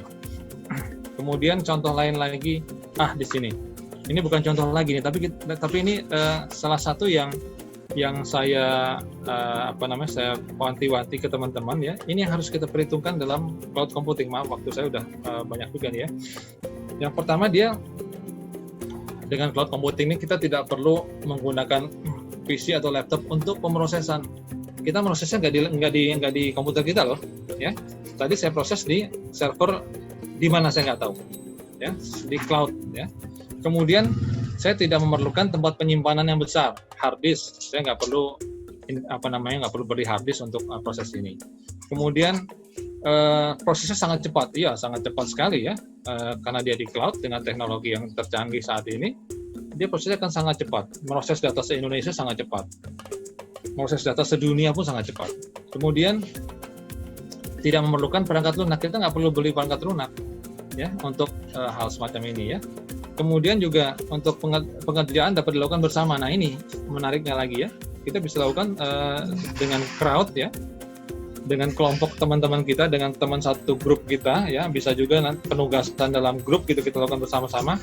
Kita proses citra, kemudian dilakukan oleh 4 orang, 5 orang sekaligus. Di mana skrip tadi kita share ya. Skrip tadi kita share, kemudian kita berempat atau berlima ini kita melakukan sesuatu di sana, apakah menulis skrip ataukah melakukan kontrol di sana. Bisa dilakukan seperti itu. Jadi kalau misalkan kita ingin mapping untuk hal yang besar, misalkan satu Sumatera ingin dibuat klasifikasi land cover-nya, bisa dilakukan bersama-sama antara ITERA, Unsri, Sriwijaya, Unsiah, Aceh, USU, Sumatera Utara, dan sebagainya. Tim-tim kecil-kecil tadi dari masing-masing daerah itu bisa melakukan bersama, kemudian melakukan tadi klasifikasi land cover. Karena yang tahu kan anak-anak Sumatera Utara yang tahu ya kebanyakan dari USU dong. Kalau daerah Lampung kebanyakan dari ITERA gitu kan. Daerah Aceh kebanyakan dari Unsiah gitu kan. Jadi dengan localize tadi ya kita bisa menggabungkan hasil kerja kita lakukan bersama-sama dalam skrip yang sama tadi. Nah ini luar biasa kalau mampu kita lakukan ya. Mungkin teman-teman di universitas saya pikir bisa melakukan hal ini ya. Kemudian data kebumian di sana itu banyak sekali. Jadi jangan khawatir. Saya kekurangan data nggak ada ya, di sana ada. Saya kekurangan data ya, mungkin kalau data lapangan Anda kekurangan data lapangan ya silakan survei aja ya, survei sendiri. Tapi kalau untuk data yang hasil pengamatan dari satelit atau proses dari satelit tersebut itu sudah disediakan semua oleh Google Earth Engine tadi. Jadi kalau misalkan ada mahasiswa ngomong, saya mau proses daerah kelahiran saya di Lombok, saya nggak punya data Lombok. Ada datanya, free, silakan Anda pakai. Mau data apa? Mau data Sentinel, data radar, mau data multispektral biasa, ada di sana semua. Ya, jadi tidak ada alasan lagi, ya teman-teman geomatika nih lah ya, atau yang lain ya, boleh juga.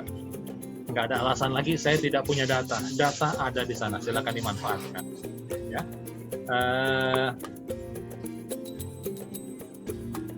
Nah ini adalah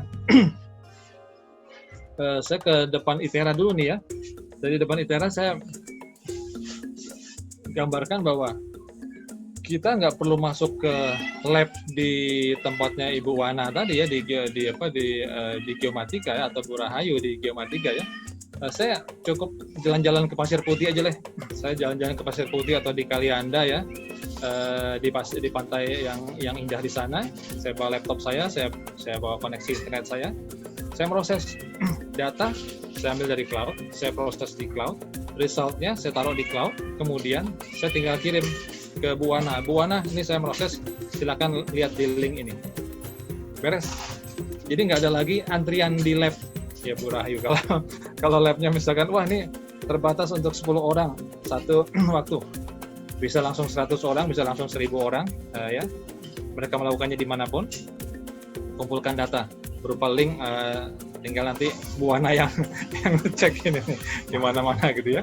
Jadi ini salah satu gambaran di mana kita bisa melakukan melakukan processing itu ada dimanapun ya, nggak perlu kita antri karena terbatas, itu sudah bisa diatasi macam itu. Oke, mungkin itu aja dari saya yang bisa saya sampaikan ini. Maaf waktunya berlebih ya. Mudah-mudahan untuk diskusi kita masih cukup banyak. Ini yang bisa saya sampaikan sekarang. Saya kembalikan lagi ke moderator Ibu Wana. Bu Wana, monggo silakan.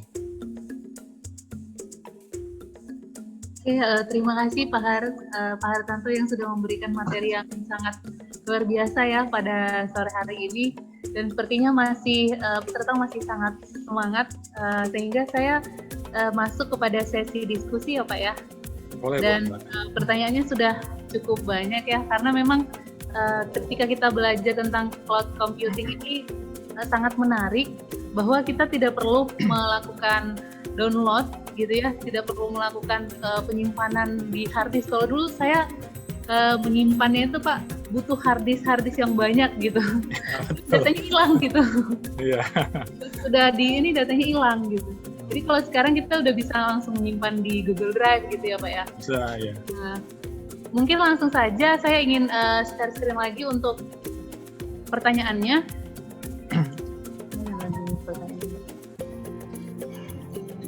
Pertanyaannya, sebentar, saya sering bermasalah dengan pertanyaan. Mana? Oh ini. Oke. Ini saya mencoba merangkum Pak. Ada beberapa pertanyaan. Apakah sudah terlihat Pak ya? Silakan ya, sudah. Dari beberapa pertanyaan. Kalau dilihat di sini, yang pertama mungkin bisa kita lihat di sini. Dalam penggunaan cloud computing, bahasa pemrograman yang biasa dipakai atau apakah harus selalu terkoneksi dengan internet begitu? Kira-kira yang pertama seperti itu. Kemudian yang kedua, atau mau dijawab satu-satu Pak? Mungkin satu-satu aja ya, biar nggak lupa saya. Oke, kemudian ya saya jawab yang pertama ya Bu ya. Di sini bahasa pemrograman apa? Saya nggak tahu ya, terus terang saya ini jenisnya bahasa apa gitu ya. Tapi yang pasti dia punya skrip yang mudah sekali kita saya katakan mudah ya dalam tanda kutip ini, tapi mudah sekali kita pahami ya. Jadi dia menggunakan bahasa yang ini sudah masuk di high level ya, high level language ya. Kalau misalkan low level itu bahasa mesin, kemudian medium level itu sedikit parah ya. Kalau ini high level, ini gampang sekali mendekati ke bahasa yang kita kenal sehari-hari. Kita bisa mengetahuinya dari function-function yang ada gitu ya. Diterangkan setiap function ini isinya apa, parameternya itu kemudian kita dapatkan dari mana, itu dijelaskan semua. Kemudian apakah harus selalu terkoneksi ke internet? Saya jawab iya. Walaupun koneksi internetnya putus-putus nggak apa-apa ya, tapi pada saat Anda melakukan run ya, nah itu jangan putus, karena dia akan mengirim ke server di sana gitu ya. Jadi pada saat kita klik run, ya itu jangan putus gitu ya. Nah, artinya internet kita hidup ya pada saat kita klik run. Itu aja sih ya. Tapi kalau misalkan tidak terkoneksi ke internet sama sekali ya nggak bisa ya, nggak bisa. Oke, mungkin pertanyaan pertama itu. Dan menariknya ini ya Pak ya, kalau misalnya kita sudah melakukan pengolahan bisa dibantu oleh teman yang lain dari jauh juga, kita bisa mengolah bareng gitu ya Pak ya. Betul Bu, iya, itu yang menarik sekali. Iya, jadi nggak harus datang ke tempatnya terus mengolah di komputer yang sama gitu. Iya, betul. Apalagi zaman sekarang ya, kita membatasi social distancing ya. Iya Pak. Kemudian selanjutnya untuk dari Bapak Satrio Unggul dari BMKG Pak. ini apakah membangun data center sendiri untuk keperluan cloud computing dan lain sebagainya cukup reliable dibandingkan layanan berbayar dari perusahaan teknologi. Jadi misal mungkin kita nggak sebut merek di sini ya Pak ya, sama-sama tahu gitu. Tapi atau dari data yang berbayar begitu. Kira-kira yang lebih dari cloud computing ini lebih reliable atau seperti apa Pak? Oke. Kalau masalah ini sudah masuk hitung-hitungan investasi ya. Jadi banyak sekali hal yang mesti diperhitungkan. Saya tetap berharap kita, artinya di Indonesia sendiri ya, mungkin tidak harus BMKG, tidak harus LAPAN, tidak harus BPT, tidak harus LIPI yang punya, bisa saja dikelola oleh swasta ya. Tapi memang itu nanti akan dimanfaatkan terutama oleh akademisi atau oleh peneliti gitu ya. Nah itu mudah-mudahan ada seperti itu nantinya gitu ya. Nah, jadi yang membangun cloud computing tapi untuk processing gitu ya. Itu kalau kita mampu, artinya dari sisi keuangan negara dan keuangan swasta tadi mampu. Tapi kalau tidak ada ya sudah kita pakai layanan yang ada saja. Toh dengan memakai layanan yang ada saat ini kita sudah cukup bagus. Artinya kita bisa menggabungkan dengan data yang kita punya, tidak hanya mengandalkan data yang dunia beri gitu ya. Mungkin itu. Oke, kemudian selanjutnya ini terkait keamanan data ketika kita menggunakan cloud computing. Sebenarnya tadi banyak yang bertanya di slide.do itu juga banyak yang bertanya apabila kita mengolah data cloud computing itu keamanannya bagaimana begitu Pak? Kira-kira seperti apa keamanan datanya? Ya, pertama saya lihat dari sisi keamanan datanya dulu ya, keamanannya dulu ya. Keamanan itu relatif ya, tidak ada zaman IT begini ya, tidak ada yang 100% secure ya. Jadi yang 100% aman itu nggak ada ya. Apapun itu, HP kita pun bisa dihack kok gitu kan ya. Sama saja dengan seperti ini. Ini adalah akun kita, terkait dengan akun kita. Kalau akun kita berikan password ke orang lain atau password kita diterobos oleh cracker gitu, bisa saja terjadi. Sama seperti akun media sosial kita, Facebook kita, Twitter kita, Instagram kita, atau misalkan akun email kita dimanapun, di Gmail, di Yahoo dan sebagainya, itu semua terkait dengan keamanan personal ya, keamanan personal kita. Jadi bukan keamanan mereka lagi. Kalau mereka sudah bisa memberikan jaminan, artinya jaminan itu bukan berarti mereka tidak bisa ditembus ya. Mereka misalkan Google tetap bisa ditembus, tapi dia punya cadangan, dia punya backup. Jadi yang kita nggak tahu kapan terjadi penembusan itu ya, tapi kerja kita nggak akan terganggu. Ya, kerja kita bisa dikatakan 99% tidak akan terganggu dari sisi seperti itu. Data yang kita taruh di sana pun relatif aman selama akun kita aman. Ya, akun kita tuh ya tadi bagaimana kita menjaga akun kita. Sekarang kan ada yang double yang bisa menggunakan ya, jadi misalkan pakai yang autentikatornya Google gitu kan, jadi selain password kita masukkan di kode, ada 6 angka kode semacam itu ya. Nah itu salah satunya mengamankan akun kita. Nah, ya. Sekali lagi tidak ada yang bisa menjamin ya, tapi sama saja persis. Misalkan nih kita bekerja di laptop kita ya, baca di laptop kita, siang-siang kita makan kemana, ke kantin, tiba-tiba ada yang narik laptop kita nggak tahu gitu kan. Artinya laptop kita bisa hilang. Ada juga misalkan yang disimpan di hard disk, hard disknya disimpan di mana, hilang gitu ya. Jadi hilang secara fisik begitu ya. Nah, itu juga sama aja. Jadi saya pikir ini relatif sekali ya. Tapi saya percaya kok, selama saya selalu mengganti password, misalkan selama saya sedikit parno lah, boleh ya, sedikit parno, nah itu insya Allah sih aman. Oke, terima kasih Pak. Karena waktunya sudah agak mepet juga, jadi saya lanjut ya Pak ya. Terkait dengan sepertinya tadi sudah dijelaskan juga ya terkait dengan kekurangan dan kelebihan dalam mengakses cloud computing. Kira-kira mau dijawab lagi atau bagaimana Pak? Kira-kira? Oke, ini. Ya, saya jawabnya sebentar ya. Kendala mungkin pertama, orang akan takut dengan kode, ya, coding ya. Coding itu akan takut. Jadi tapi saya sudah katakan tadi, saya ceritakan bagaimana cara menghandle ketakutan tersebut ya. kekurangannya saya tidak melihat sisi kekurangannya ya dalam hal ini ya, karena yang saya gunakan ya, yang saya dapatkan selama ini justru kelebihannya, kelebihan terus yang ada di sana gitu ya. Bukannya saya sombong atau saya mempromosikan satu produk, enggak ya, tapi yang saya alami seperti itu. Saat saya proses, saya ini bisa gitu. Jadi justru hal semacam itu yang muncul di saya. Oke, mungkin itu aja. Oke.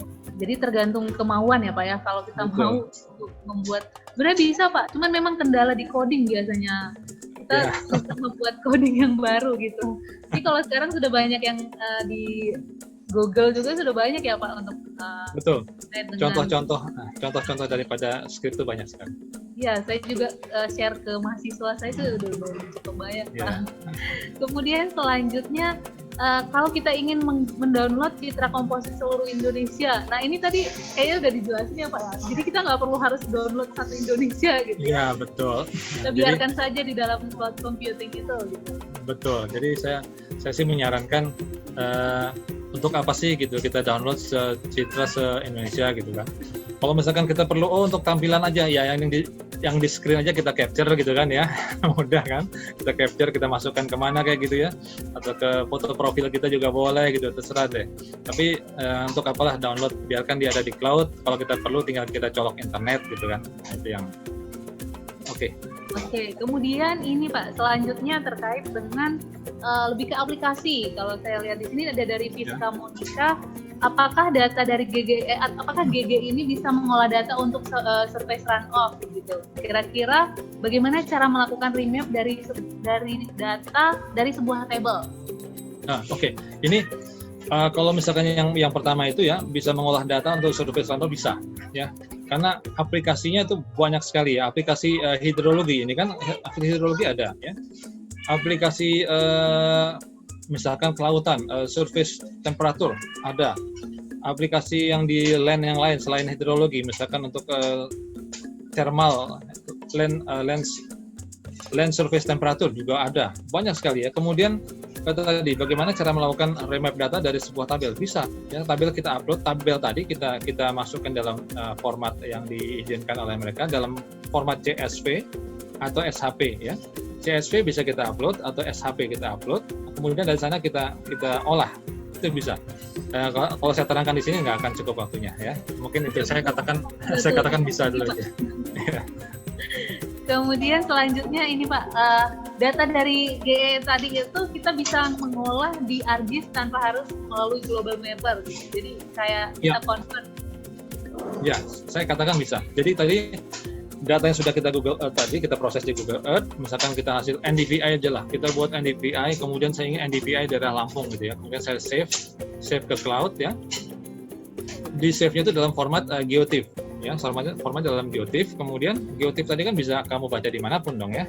Jadi nggak perlu lagi Global Mapper turun tangan di sini. Biasanya Global Mapper ini memang dia mempunyai format yang banyak sekali untuk konversi data ya, biasanya gitu ya. Saya pernah ngalami juga pakai ini, tapi ini kita bisa langsung. Tidak hanya GeoTIFF, sebenarnya banyak juga format yang lain. Atau begini, hasil klasifikasi. Jadi Anda melakukan klasifikasi di Google Earth Engine. Kemudian Anda save sebagai SHP hasilnya. Bisa ya, bukan sebagai image tapi sebagai SHP. Anda save sebagai SHP, nanti SHP Anda olah aja di mana, mau pakai ArcGIS atau mau pakai Quantum GIS atau apapun, silakan aja, itu udah bisa kok, bisa dilakukan. Cuman ini Pak, terkadang permasalahannya itu ketika kita mau mengkonvert dalam luasan yang luas gitu, agak bermasalah di sana sepertinya. Kita pernah mencoba gitu, jadi kayak lama dan ada gagal entah di script atau seperti apa gitu. Kira-kira tuh permasalahannya kenapa Pak?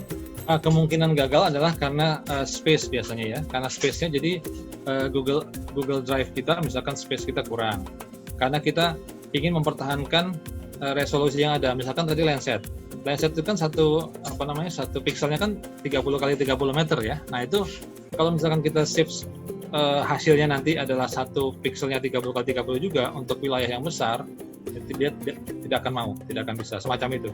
Antara lain seperti itu. Bisa juga scriptnya, bisa juga banyak sih sebabnya ya. yang bisa kita. Kalau misalkan se-Indonesia, saya yakin itu besar sekali ya, besar sekali dan itu butuh space yang besar. Artinya kita mesti beli space dulu, tidak cukup di tempat kita, dan memang itu nggak bagus ya. Kalau misalkan kita hal yang besar itu kita potong-potong aja, kita buat kalau caranya Google sih dibuat thumbnailnya, dibuat kotak-kotak tuh ya, dibuat kotak-kotak, kita kasih indeks, jadi pada saat kita menggabungkan nanti kita tahu dia posisinya di mana. Atau dia sudah ada koordinatnya, tinggal kita tarik aja di image di software kita, langsung kita tarik, dia akan menyatu kembali, set langsung bisa. Mungkin seperti itu. Jadi kayak kita mosaik ulang setelah kita download, mosaik ya, ulang. Betul. Ya, mosaik yang sudah jadi ya, mosaik yang sudah jadi langsung kita tarik. Hasilnya. Oke, terima kasih Pak. Selanjutnya dari Wahyudi STIT. Apakah dengan cara globalisasi dan perkembangan teknologi akan membuat keamanan nasional semakin menguat atau malah makin melemah gitu. Jadi dengan perkembangan cloud computing itu apakah berpengaruh Pak kira-kira terkait dengan keamanan nasional? Ini lebih ke mungkin dari ini ya. Ini lebih ke geopolitik saya. Gini, yang membuat suatu negara itu lemah atau tidak itu adalah Anda sendiri, ya. Kalau Anda selalu merongrong negara, maka negara Anda akan lemah. Tapi kalau Anda selalu memperkuat dengan cara apapun, dengan cara Anda, negara kita pasti akan kuat. Suatu negara akan kuat karena memang SDM di dalamnya seperti apa. Bukan masalah cloud computing. Cloud computing ini hanya tools kehidupan kita gitu ya. Kalau misalkan satu negara dia akan lemah dengan adanya cloud computing, enggak. Orang-orangnya itu gimana? Kalau memang orang-orang yang cinta akan negaranya, saya yakin nggak akan. Ya. Kira-kira seperti itu. Oke, jadi tergantung dengan orang yang mengaplikasikannya juga ya. Betul Pak, ya. Ahli-ahlinya gimana ya. Jadi gimana dia bisa membesarkan negaranya gitu. Iya, tapi terkadang memang teknologi itu menjadi ancaman juga ya Pak ya. Ternyata perkembangan teknologi menjadi ancaman juga buat kita. Tergantung Bu, kita ngelihatnya di sisi mana. Bisa jadi ancaman, bisa juga jadi justru kesempatan kita untuk memperkuat negara gitu kan ya. Kalau bayangannya gini Bu, zaman tahun 80-an sampai 90-an ya, kita untuk membeli citra satelit kita mesti izin ke Badan Intelijen Negara saat itu di Indonesia ya. Begitu repotnya izin tadi. Setelah kemudian didobrak segala macam dengan mengemukakan bahwa ini ada kepentingan ilmu dan sebagainya, akhirnya peraturan itu turun lagi. Maksudnya turun tuh hilang gitu ya. Kita sekarang mendapatkan data se-Indonesia bahkan sedunia free. Bisa kita akses dari komputer. Kalau dulu untuk mendapatkan satu scene aja, kita mesti izin ke Badan Intelijen Negara. Itu saya ngalami juga. Jadi sebetulnya ini perkembangan teknologi biasa aja gitu ya. Iya benar Pak. Kemudian selanjutnya, ini tadi juga sudah dibahas terkait dengan jumlah pixel yang dibatasi dalam Google setiap kali kita ingin mendownload citra ke dalam Drive. Itu semakin besar sepertinya. Silakan Pak dijawab. Ya itu teknis sekali ya. Itu jawaban teknis sekali, artinya terkait dengan banyak hal. Seperti misalkan berapa sih kapasitas Google Drive yang kita punya, atau berapa sih kapasitasnya si Google Earth Engine sendiri. Itu menyediakan kapasitas yang besar loh untuk data kita, besar sekali loh. Banyak yang nggak tahu berapa kapasitasnya, tapi saya bisa menunjukkan kapasitas itu berapa ya, berapa giga yang kita punya gitu ya, itu bisa. Tapi nanti kalau ada waktu, silakan lanjutkan aja Bu dulu. Oke, siap. Selanjutnya Pak, dari Pak Arief Budiarto dari Kemenkes. Karena ini sangat banyak, instansinya macam-macam ya Pak ya. Terkait dengan aplikasi citra digital, apakah bisa diintegrasikan dengan datanya sebagai upaya pengendali suatu faktor risiko? Mungkin faktor risiko dalam bidang kesehatan gitu. Ya, bisa. Saya katakan bisa ya. Soalnya di sini tergantung aplikasi kita. Kalau misalkan kita ingin tidak hanya citra digital di Google Earth ya, tapi Google Earth juga punya data yang lain kan. Tadi saya tunjukkan, saya buat listnya tadi ya. Ada data tentang iklim dengan penyakit dekat sekali loh, ya kan? Kita ada perubahan musim, kita di sana ada gangguan pernafasan segala macam gitu kan? Banyak penyakit di sana gitu. Kemudian terkait lagi dengan misalkan dengan malaria, terkait lagi dengan dengue gitu ya. Jadi kita tuh emang banyak sekali penyakit yang justru memperkaya keilmuan kita sebetulnya ya. Kita kaitkan dengan tidak hanya citra Pak ya, tidak hanya citra, tapi bisa kita kaitkan lagi dengan data-data yang lain, data iklim, data segala macam itu bisa kita kaitkan. Dan itu bisa kok, bisa kita jadikan sana. Ini bagusnya di sini. Seandainya teman-teman dari di sini, misalkan Pak Arif dari Kemenkes, misalkan teman-teman di Kemenkes ada yang minat seperti ini, kita buat satu kajian aja, kajian kecil ya beberapa orang untuk membuktikan bahwa ini bisa loh. Kita buat pilot project semacam itu kan. Dengan pilot project ini kita bisa menggabungkan sekian data citra, kemudian plus data pendukungnya, data citra juga sebetulnya, data pendukungnya tadi, data citra tetapi tentang bukan citra visual, tapi tentang climate, tentang segala macam, kita jadikan satu, kita analisis di sana, dan itu bisa updating gitu, bisa update setiap waktu gitu. Oke. Ya, terima kasih Pak. Kemudian selanjutnya ini mungkin lebih ke teknis juga Pak. Kalau tadi kita mendemokan terkait dengan Landsat ya. Ini ada dari AFI, bagaimana untuk citra Sentinel-2, kira-kira komposit RGB-nya itu nilai maksimum dan minimumnya sama, atau mungkin di semua citra satelit itu nilai minimum sama maksimumnya itu sama atau berbeda Pak kira-kira? Beda ya kalau nilai maksimum minimum, tergantung itu kan nilai reflektans ya, dan nilai reflektans itu pasti berbeda, di setiap data itu pasti beda. Kita lihat di statistiknya aja. Kalau misalkan ada satu data, kita lihat statistiknya aja. Di sana pasti akan, atau kalau tidak ada ya kita hitung statistiknya pakai function statistik bisa. Oke. Jadi nanti mungkin bisa dicoba-coba ya Pak ya, tergantung dengan scriptnya. Kemudian selanjutnya dari Lino, ini ada dua pertanyaan. Ada pertanyaannya, apakah bisa mendownload Sentinel dan Landsat sekaligus secara multitemporal dalam waktu yang sama menggunakan code? Jika bisa, data multisensor apakah bisa di rescaling? Karena kan resolusinya berbeda itu Pak. Apakah itu termasuk downscaling atau upscaling begitu Pak? Bisa ya, saya jawab ini bisa ya. Kita download multitemporal bisa. Skripnya tinggal kita buat aja skripnya di sana, dia akan jalan dengan sendirinya. Ya, kemudian misalkan resolusinya tadi beda. Misalkan tadi Landsat pada saat kita simpan, saya nggak mau 30 meter nih, saya mau yang 50 meter aja. Jangan Landsat dibuat 30, dibuat 20 atau dibuat 10 ya. Bisa secara teknis, tapi itu salah ya. Tapi kalau misalkan saya buat yang 50 kali 50, oke, nggak apa-apa. Ya, jadi itu upscaling atau downscaling katanya di sini ya, itu mungkin seperti itu maksudnya ya. Jadi bisa saja dilakukan semacam itu. Kalau kita sedang memproses ya, itu ada fungsinya yang mengolahnya. Tapi kalau saat kita men-save atau ngeprint ya, ngeprint dalam geotip tadi, itu bisa kita atur tadi. Besar pixel bisa kita atur. Ya, oke, mungkin itu. Kemudian selanjutnya Pak, ini dari Rifandri Fitra BBWS MS PUPR. Apakah pengolahan citra dalam JEE dapat digunakan untuk sistem pendukung pengambilan keputusan? Karena ini dari instansi ya Pak ya, jadi lebih ke pengambilan keputusan. Kira-kira bagaimana Pak? Saya yakin bisa ya. Saya yakin bisa selama metode yang Anda gunakan itu adalah metode yang approve, yang memang didapat secara umum, atau misalkan punya landasan kuat, landasan dari jurnal yang terkemuka gitu ya.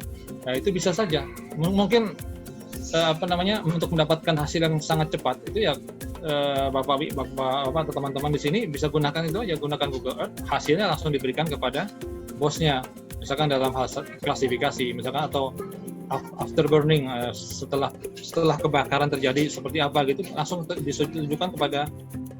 diberikan kepada atasannya bisa. Nah, ini sudah proven kok, sudah satu proses yang memang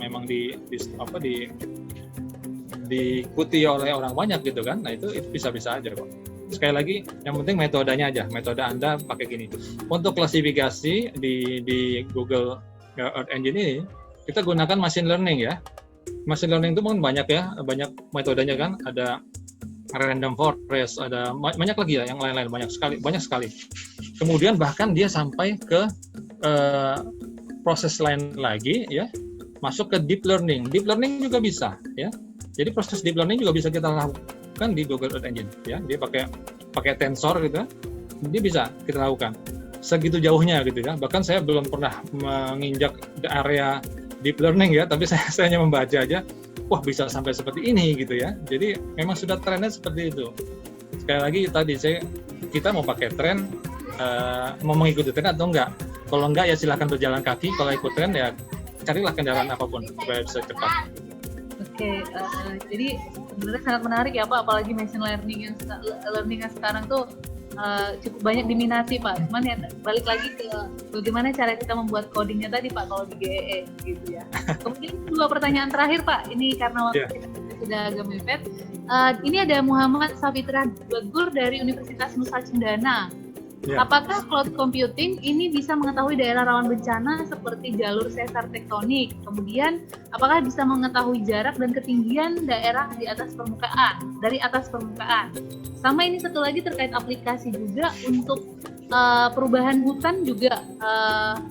Apakah kita dapat mengetahui luasan perubahan hutan? Gitu. Jadi ini lebih ke aplikasi semua, Pak. Kira-kira. Saya jawab semua ini bisa. Soalnya gini ya, kalau kita per kasus begini, Anda tahu kok cara memprosesnya. Sekarang bagaimana tinggal mengubah yang biasa Anda lakukan tadi ke dalam proses di Google Earth Engine gitu aja kan. Proses di situ aja gitu. Kalau misalkan Anda biasa menggunakan data yang konvensional yang ada di komputer Anda dengan data di IM-nya, dengan data satelit dan data pendukung lainnya, Anda bisa menemukan atau menganalisis daerah jalur sesar dan sebagainya. Kenapa pakai ini nggak bisa? Jadi sebetulnya begitu yang kita alami itu seperti itu. Bisa nggak ya untuk ini? Bisa nggak? Nah, maka itu kita coba dari hal-hal yang sederhana. Anda coba sampelnya, banyak sekali sampelnya. Caranya adalah gunakan Google, kemudian Google biasa, Google.com ya, Google pencarian, ada Google Co-ID. Tuliskan problem Anda in Google Earth Engine gitu. Jadi di dalam Google Earth Engine dalam bahasa Inggris ya. Nanti di sana akan banyak contoh ya, contoh yang sudah dibuat oleh teman-teman kita, juga oleh contoh-contoh yang diberikan oleh Google sendiri juga banyak sekali. Oke. Sebenarnya masih banyak Pak pertanyaan di slide-nya, cuman kayaknya pertanyaannya juga lebih ke teknis karena ada beberapa yang menanyakan kok nggak bisa daftar begitu Pak ya. Jadi mungkin nanti kalau misalnya ada Bapak dan Ibu sekalian yang ingin menanyakan terkait teknis bisa langsung di email ke ini ya Pak ya, ke email yang boleh. tadi.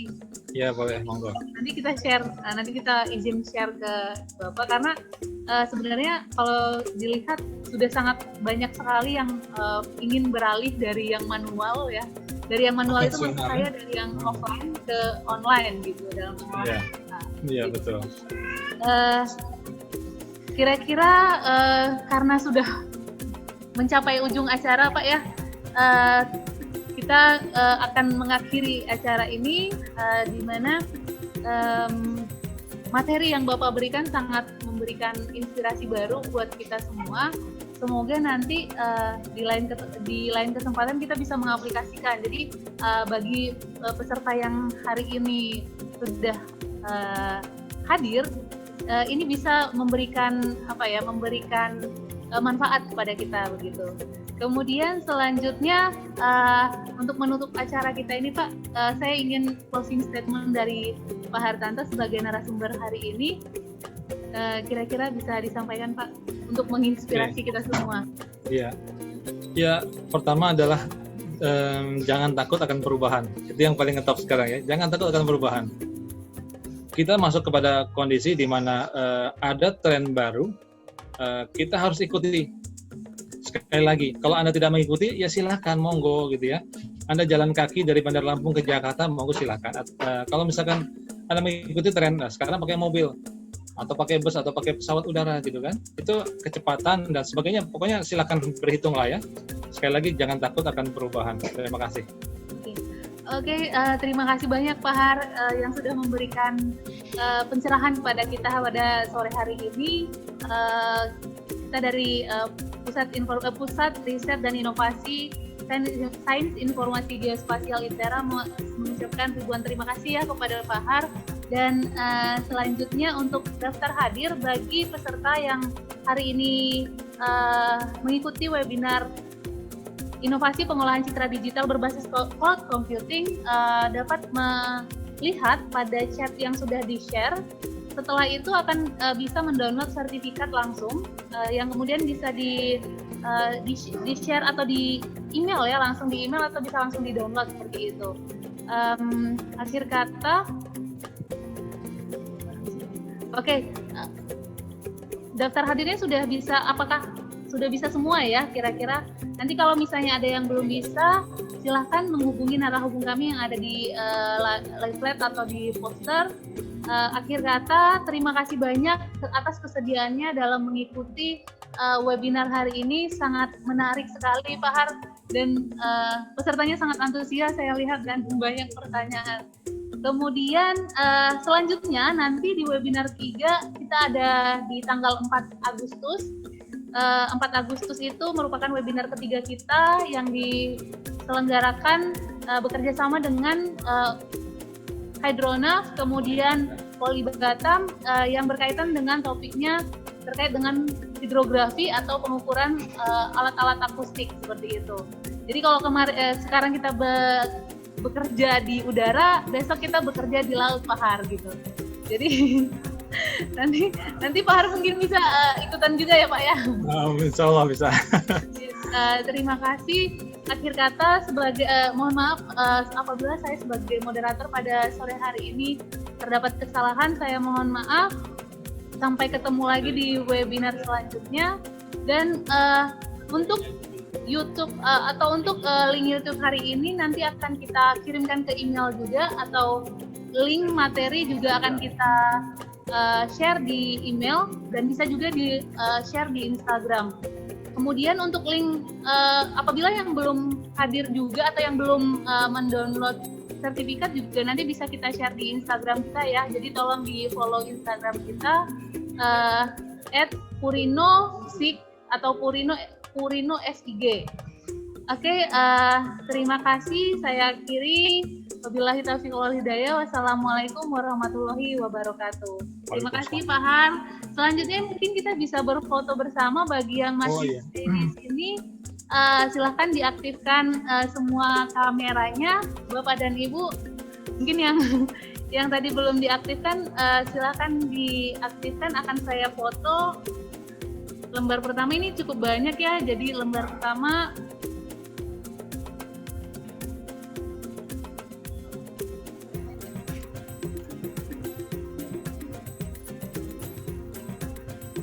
Kemudian lembar kedua,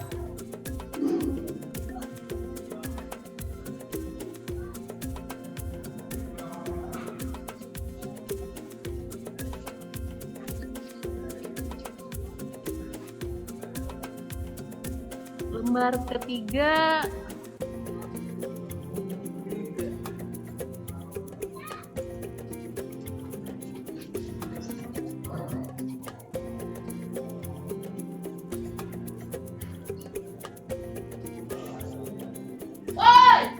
sabar ya Bapak, itu cukup banyak, jadi saya fotonya agak banyak juga.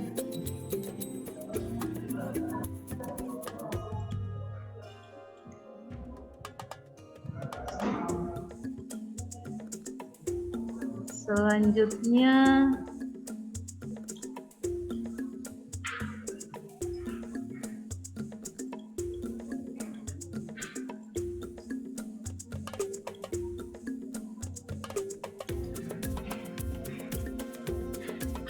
oh ya, sebagai informasi mungkin Bapak Ibu yang berasal dari institut atau dari universitas, mungkin kita bisa bekerja sama dalam riset atau penelitian, bergabung bersama Pusat Riset dan Inovasi Sains Informasi Geospasial. Sebenarnya nggak hanya dari universitas juga ya, tapi bisa dari instansi juga. Kita bisa mengembangkan terkait dengan berbagai informasi geospasial.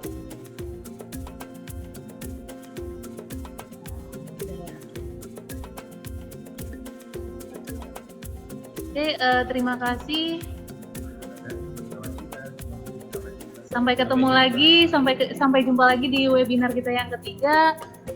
Semoga kita bisa bertemu kembali. Terima kasih. Assalamualaikum warahmatullahi wabarakatuh. pasang lagunya Mbak Dian. Waalaikumsalam.